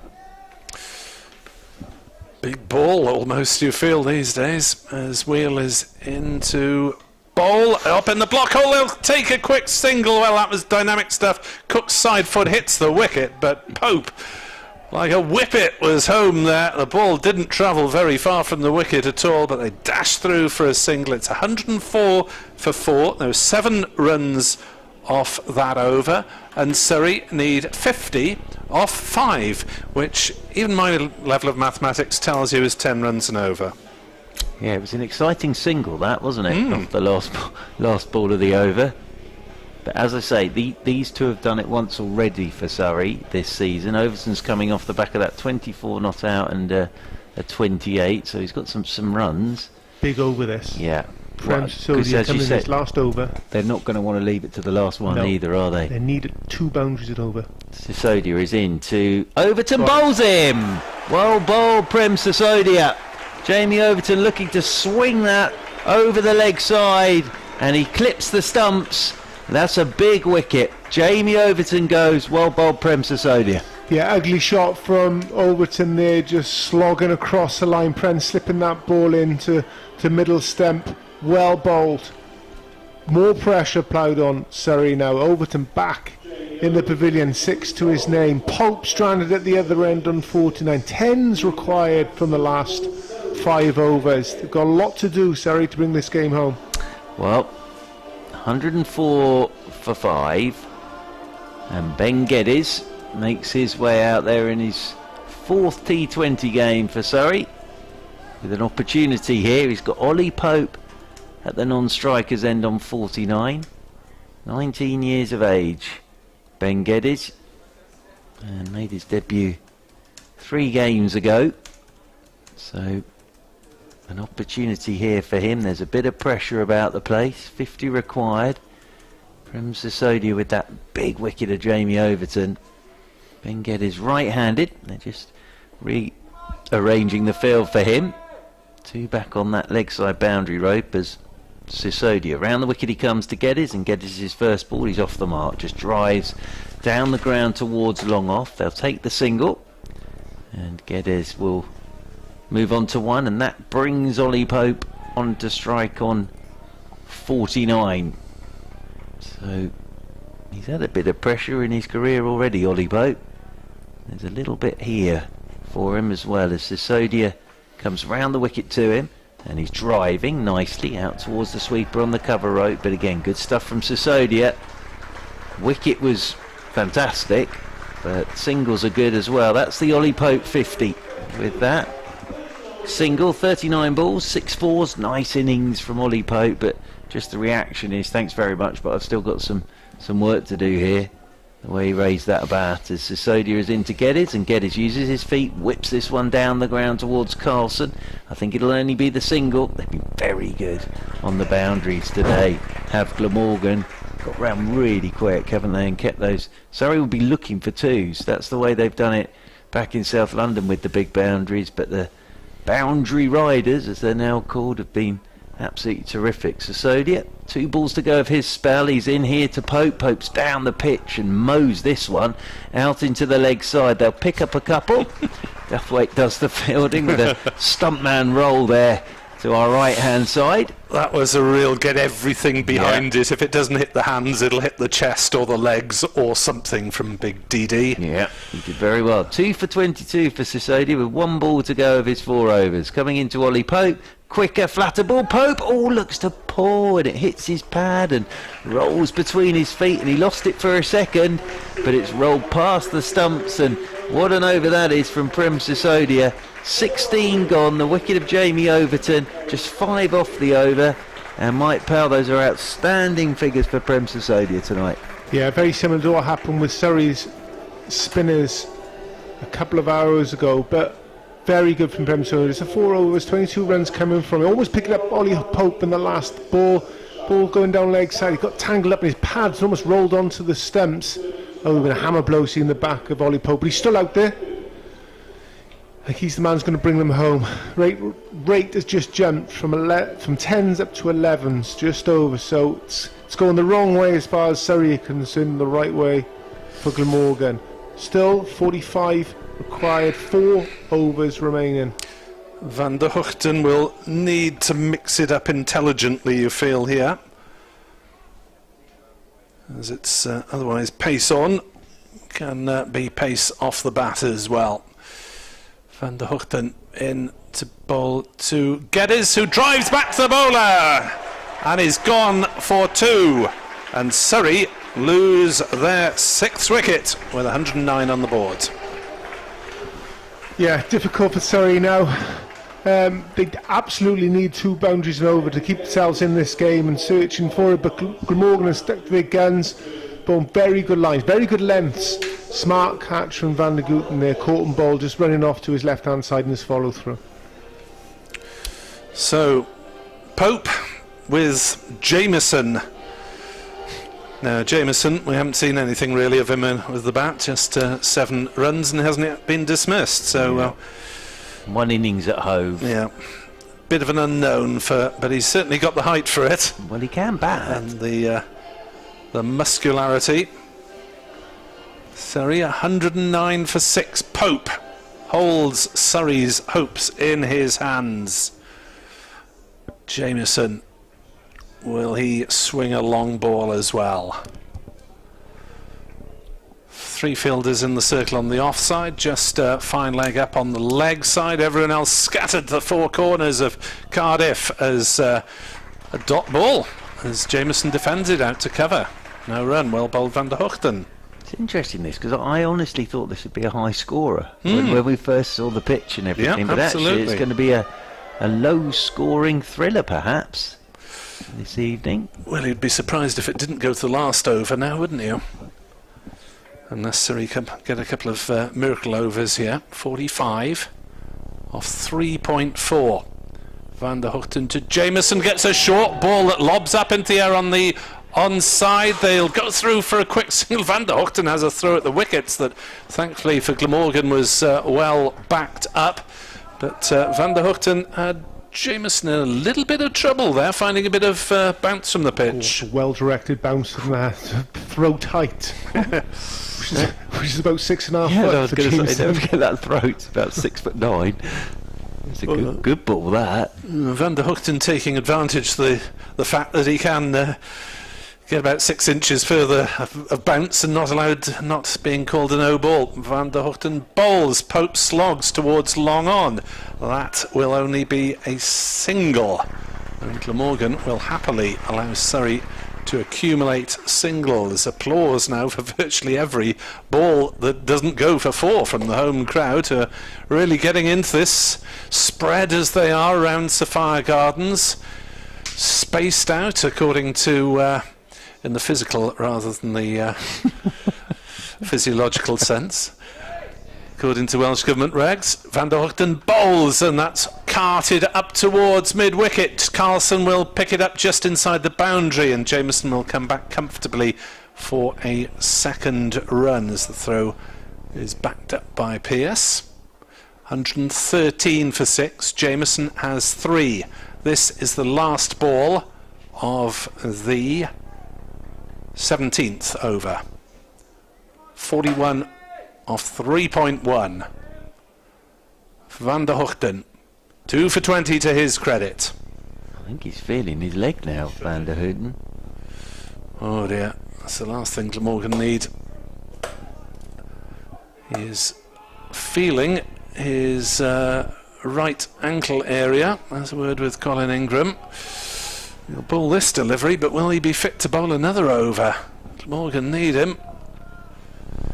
Van der Hoogten into Jamieson, who slogs away on the leg side, just picks up a single to mid-wicket as Van der Hoogten, well, pauses for a little stretch. He doesn't look entirely happy with the state of his fitness. He's going to have a bit of pain-killing spray maybe. No, he just takes his cap off on the 12th man. In fact, the physio is now out. Georgina Ewer asking him what's the matter. He's explaining. Callum Taylor is on the field somewhere. We've just had announced. Boundaries have all but dried up here for Surrey. Haven't seen who's gone off. No one's gone off. It's not. Physio's come on to have Physio's a look. Come on. Well, he's gone back to long on. They no, Callum Taylor's on the field at down beneath us at mid-off. Prem went off. Prem he had a bump on his finger the previous over. Right. Sodia. So it's Wheel to bowl the 18th. Yeah, it is, and these two innings have mirrored each other really, as Wheel then the 18th over coming into Jamieson, and Jamieson slaps this up to Ingram at mid-off, and Ingram does the fielding, throw comes in, it hits Jamieson, and Wheel was sort of, that I don't want to go near that, and it hit the big figure. There's a lot to aim for, but Jamieson moves on to 115 for 6, but the boundaries dried up for Glamorgan, and then Billy Root with 4 sixes in the last over. So it's interesting. It's exactly the same as happened here to Surrey, as 115 for 6. Wheel charges in down below us, comes in over the wicket to Ollie Pope. Pope drives on the up, tries to get it through the covers. He's done really well there, Ollie Pope, because that wasn't a bad delivery from Will. He saw him coming, tried to cramp him up for room, but those hands of Ollie Pope somehow manoeuvred the ball through the covers for a much needed boundary. Pope's on to 57, 119 for 6. Yeah, there wasn't much of a gap there between extra cover and mid-off either. He's found the gap perfectly. 4 run, much needed boundary.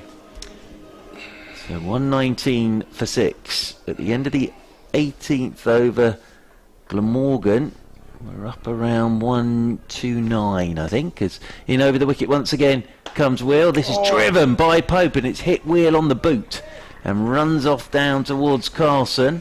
At long on, the throw from Carlson hits the stumps, and they'll get an overthrow. Or they might even get they'll just get one. So the throw from Carlson, I'm not sure Will was looking, it hit the stumps and just ricocheted away. How important could that be? An extra run for Surrey, but it hit his boot, Will, and then the throw came in from Carlson, and well, actually Will just let it hit the stumps, and then it ricocheted away for a single. So that wasn't the best bit of work from Will. 121 for 6. 33 more needed by Surrey. In the 18th over, Will is into Pope. Pope's down the pitch, full toss, low full toss, slings it leg side. Billy Root's quickly up. That's brilliant again from Billy Root. Gets up very quickly from deep mid-wicket, keeps it down to a single. Moves Pope on to 60. Jamieson coming back onto strike on 5. Trumpeter blows his trumpet. The crowd are into this now. Need something from Jamieson here. He's had 5 deliveries. He's got the 5 runs to his name. They need a boundary. Can't just look at Pope to try and drag this game home for them. 2 balls to go. 2 very big balls as far as this game's concerned. Well, down towards fine leg goes Pearce, and they're going to bring Carlson up from long on to mid on. So mid on and a mid off. Wheel is into Jamieson. Well, it's short. You could see the plan, and Jamieson's just stood there and slapped it straight down the ground for 4.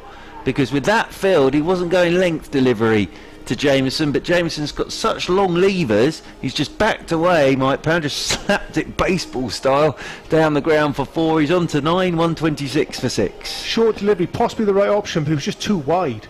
Wasn't close enough to Jamieson. It was so wide, he ended, as you say, just slapped it back over mid-off for 4 runs. 28 more needed. Need another boundary. Yeah, and they're Another going big to delivery this. long off, long on come in now. Jamieson waits, right-handed.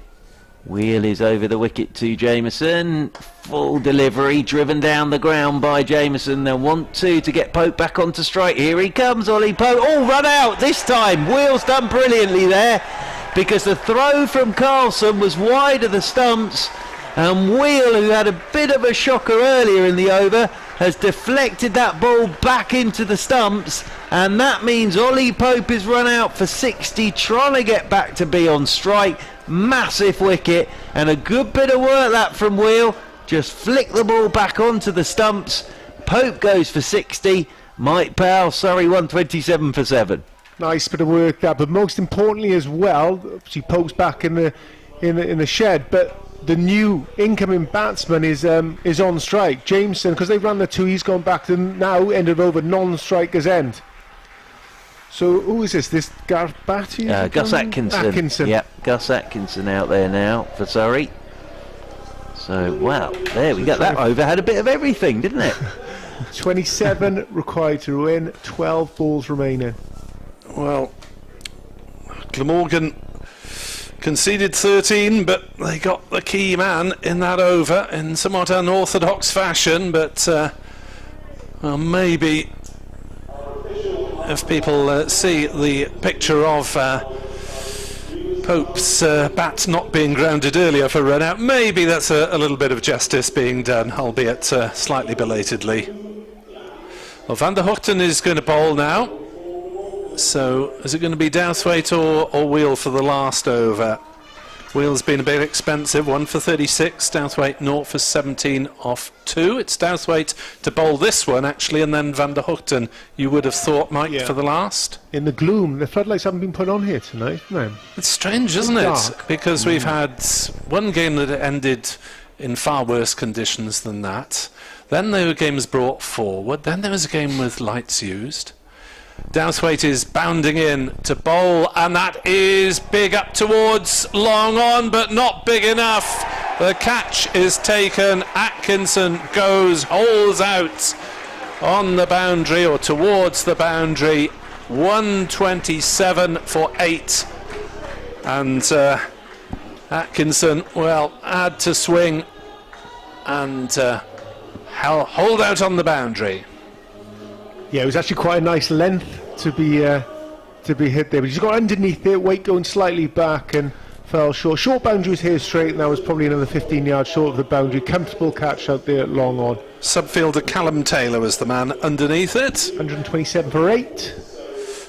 Well, difficult 11 to balls. See a comeback from Surrey now, unless Jamieson I think swings hard. Surrey need Carl Jamieson to do a Billy Root here, I think, from a Surrey perspective. But Glamorgan have been very good. Their fielding's been outstanding today. They've been absolutely brilliant in the outfield, and they've kept this very tight the whole way through. It's been a terrific performance in the field from them.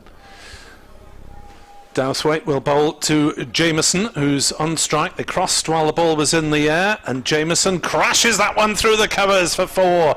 A much-needed boundary to keep Surrey hopes alive. 131 for 8. He has smashed that. He has absolutely smashed that. If this big man gets hold of it, it's pretty much going to the rope.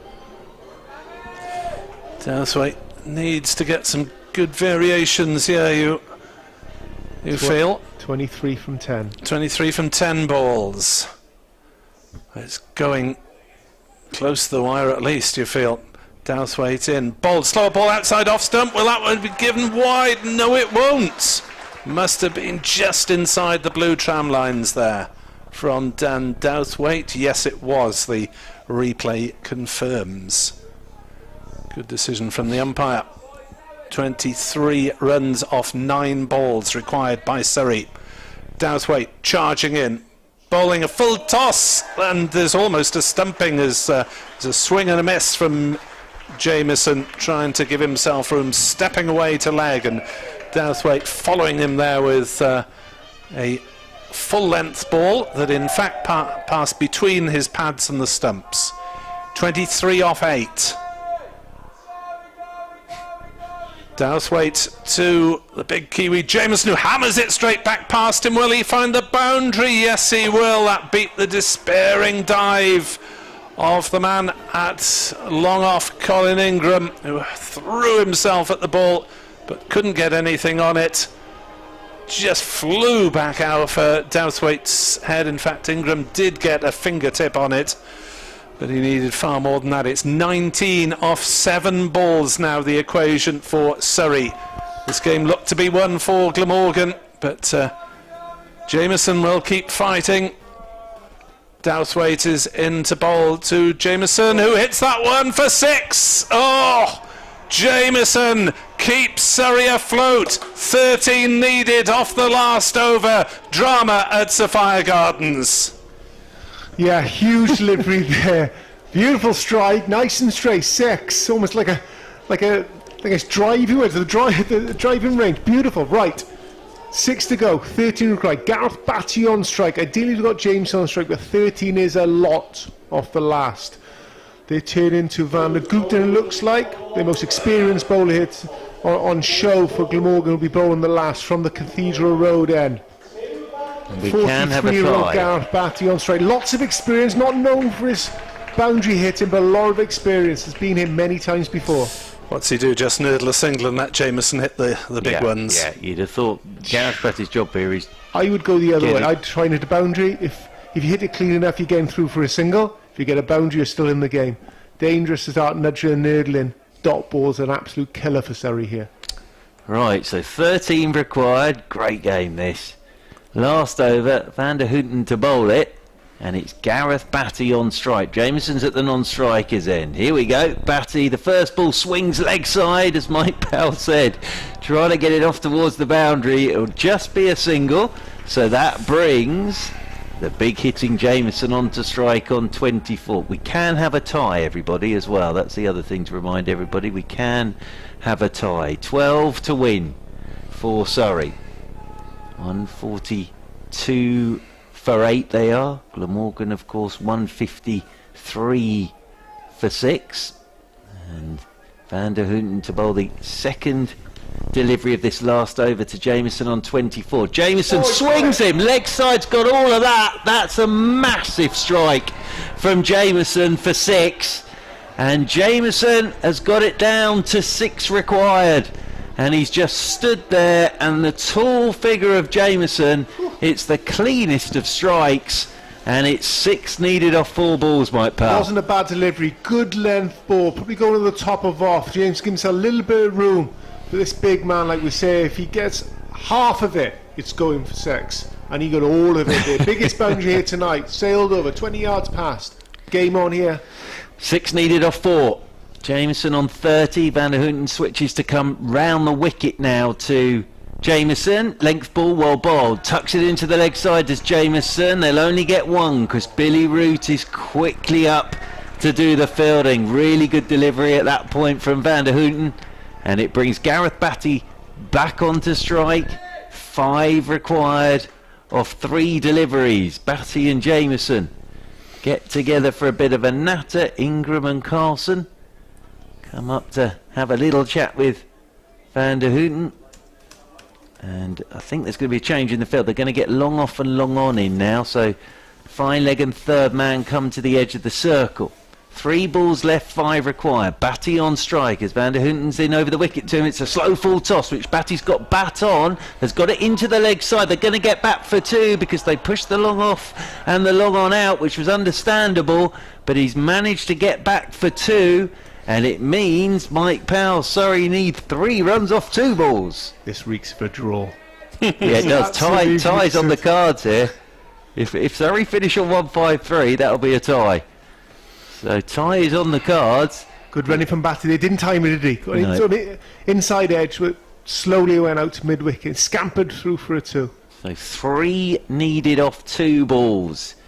Batty, 3 not out as Van der Houten comes around the wicket to him. It's a full toss. It's slapped by Batty into the offside. He'll get a single, and it will bring Carl Jamieson onto strike with 2 required off the last ball. Now a single will be a tie. 2 will be a win for Surrey. Terrific game this. So 2 needed off the last ball. The crowd are getting behind Glamorgan here. This is Jameson. This is the way he's thinking. 2 needed to win. 1 to. The only way they'll lose this game if James tries to slog this ball and he gets bowled. Yeah. There's an arm going, right, just get bat on it, try and get a 2. Yeah, it's a really good point that from Mike Powell, because if Jamieson goes here, Surrey lose the game. But if he can find a single, it's a tie. If he can find 2, just try and Surrey win. So put bat on it. Even if it goes through the keeper's a good chance. Batty will run through for the bye. Don't get bowled. That is a really good one as well. So Cook will be on his toes. Here we go then. 2 off the last ball needed by Surrey. Van der Houten's round the wicket to Jamieson, and Jamieson's drilled it back at Van der Houten. Does he run him out? He has! And Jamieson has been run out off the last ball, and that is a victory for Glamorgan. An unbelievable end to this game because Jamieson got bat on it, Van der Houten got hands on it, managed to retrieve the ball and then get it back onto the stumps, and Jamieson run out for 31, and it is a dramatic victory, Mike Powell, for Glamorgan. And I just feel they've done enough, if that feels right. It doesn't feel like they've robbed the game. I think they did enough at the end of their innings. They put a bit of impetus into their fielding when they came out there. Got a wicket straight away in their first over. And I just feel they had enough control throughout the last 20 overs to justify this win tonight. Well, Glamorgan getting a much-needed victory. It's been a difficult week for them with a couple of defeats and the COVID test and a couple of absences without their star man, Marnus Labuschagne. Surrey have fought valiantly through Pope and Jamieson in particular, but that was a real team performance in the field, Mike Powell. Yeah, we've said it all the way through this campaign that Glamorgan are a very good fielding unit. They give very little away and they create chances, as they did with Kieran Carlson with that run out on Ollie Pope. They don't give much at all. Bowled well enough. Prem Sisodi again, very, very tight, as most of the Surrey spinners did as well. But as I said, I think it's Glamorgan's game here. Can rightly hold their heads held high at the end of this game, justifying this win. So, a really tight game of cricket, at best really of T20. It's a shame there couldn't be more here to see it. I don't think there's much for Surrey to worry about in terms of their performance here tonight, I wouldn't have said. Obviously it's a blow to their hopes, but they're still well placed in the top four, and you wouldn't have thought that this is a side that will suffer too much as a result of this, Surrey. No, I think it ebbed and flowed as they went through. They were in absolute control of 19 overs the first part of this game with Surrey's bowling, but got a few 4 sixes came off their last over, 20th over, and that just gave Glamorgan a bit of a lifeline. And then with the first wickets, we said, in the first over of their batting performance, 2 of their cleaner strikers of the ball went within the first 3 overs, and all of a sudden they always felt like they were on the back foot all the way through their batting performance. And a run out volley Pope, another lifeline gone. Jamieson gave a glimmer of hope with a couple of boundaries in the penultimate over, but it wasn't their game tonight. I thought Glamorgan were outstanding in the field today. I think that would be the thing for me, bar the Colin Ingram drop. Ollie Pope was run out, we know that, early in his innings, and I just thought the boundary riders were terrific, and sort of that run out off the last ball from Van der Houten sort of summed up that Glamorgan performance. So well played to Glamorgan. I think they deserve that tonight. I think they've stuck in there, hung in there, and got themselves a win. And what a game of cricket. What a game of cricket that was. Terrific game of T20. Well, Jamieson was eventually run out then off the last ball of the innings, and he made 31 off 15 deliveries. Ollie Pope 60 off 45 was Surrey's other main contributors. Glamorgan bowling figures: Prem Sisodi 2 for 22 off 4, Tim van der Hoogten 2 for 32 off 4, plus that crucial run out. James Whale 1 for 36 off 3, Dan Douthwaite 1 for 31 off 3, Roman Walker the tightest 1 for 17 off 4, and Sam Pearce the debutant 2 overs 0 for 14. He can be pretty pleased with that. Surrey go forward, Mark, to take on? Yeah, tomorrow night down to I think it's called the Hampshire Bowl now, isn't it? Southampton. Yeah, down to Southampton. I'm never quite sure what these grounds are called these days. So, yeah, down to Southampton tomorrow night to take on the Hampshire Hawks. Kick-off time? Kick-off time? Very good question, Mr. Webb. I think in the evening. I think it's 6:30. Glamorgan face Essex at Chelmsford on Thursday evening. I'll be there with Edward Bevan and Alan Butcher for BBC Sport Wales. Look forward to that, hoping to have your company at 7 on Thursday. Join Mark tomorrow night for Surrey coverage on BBC Sport Online. Thanks very much, hope you've enjoyed it this evening. Glamorgan beat Surrey by 1 run, no star.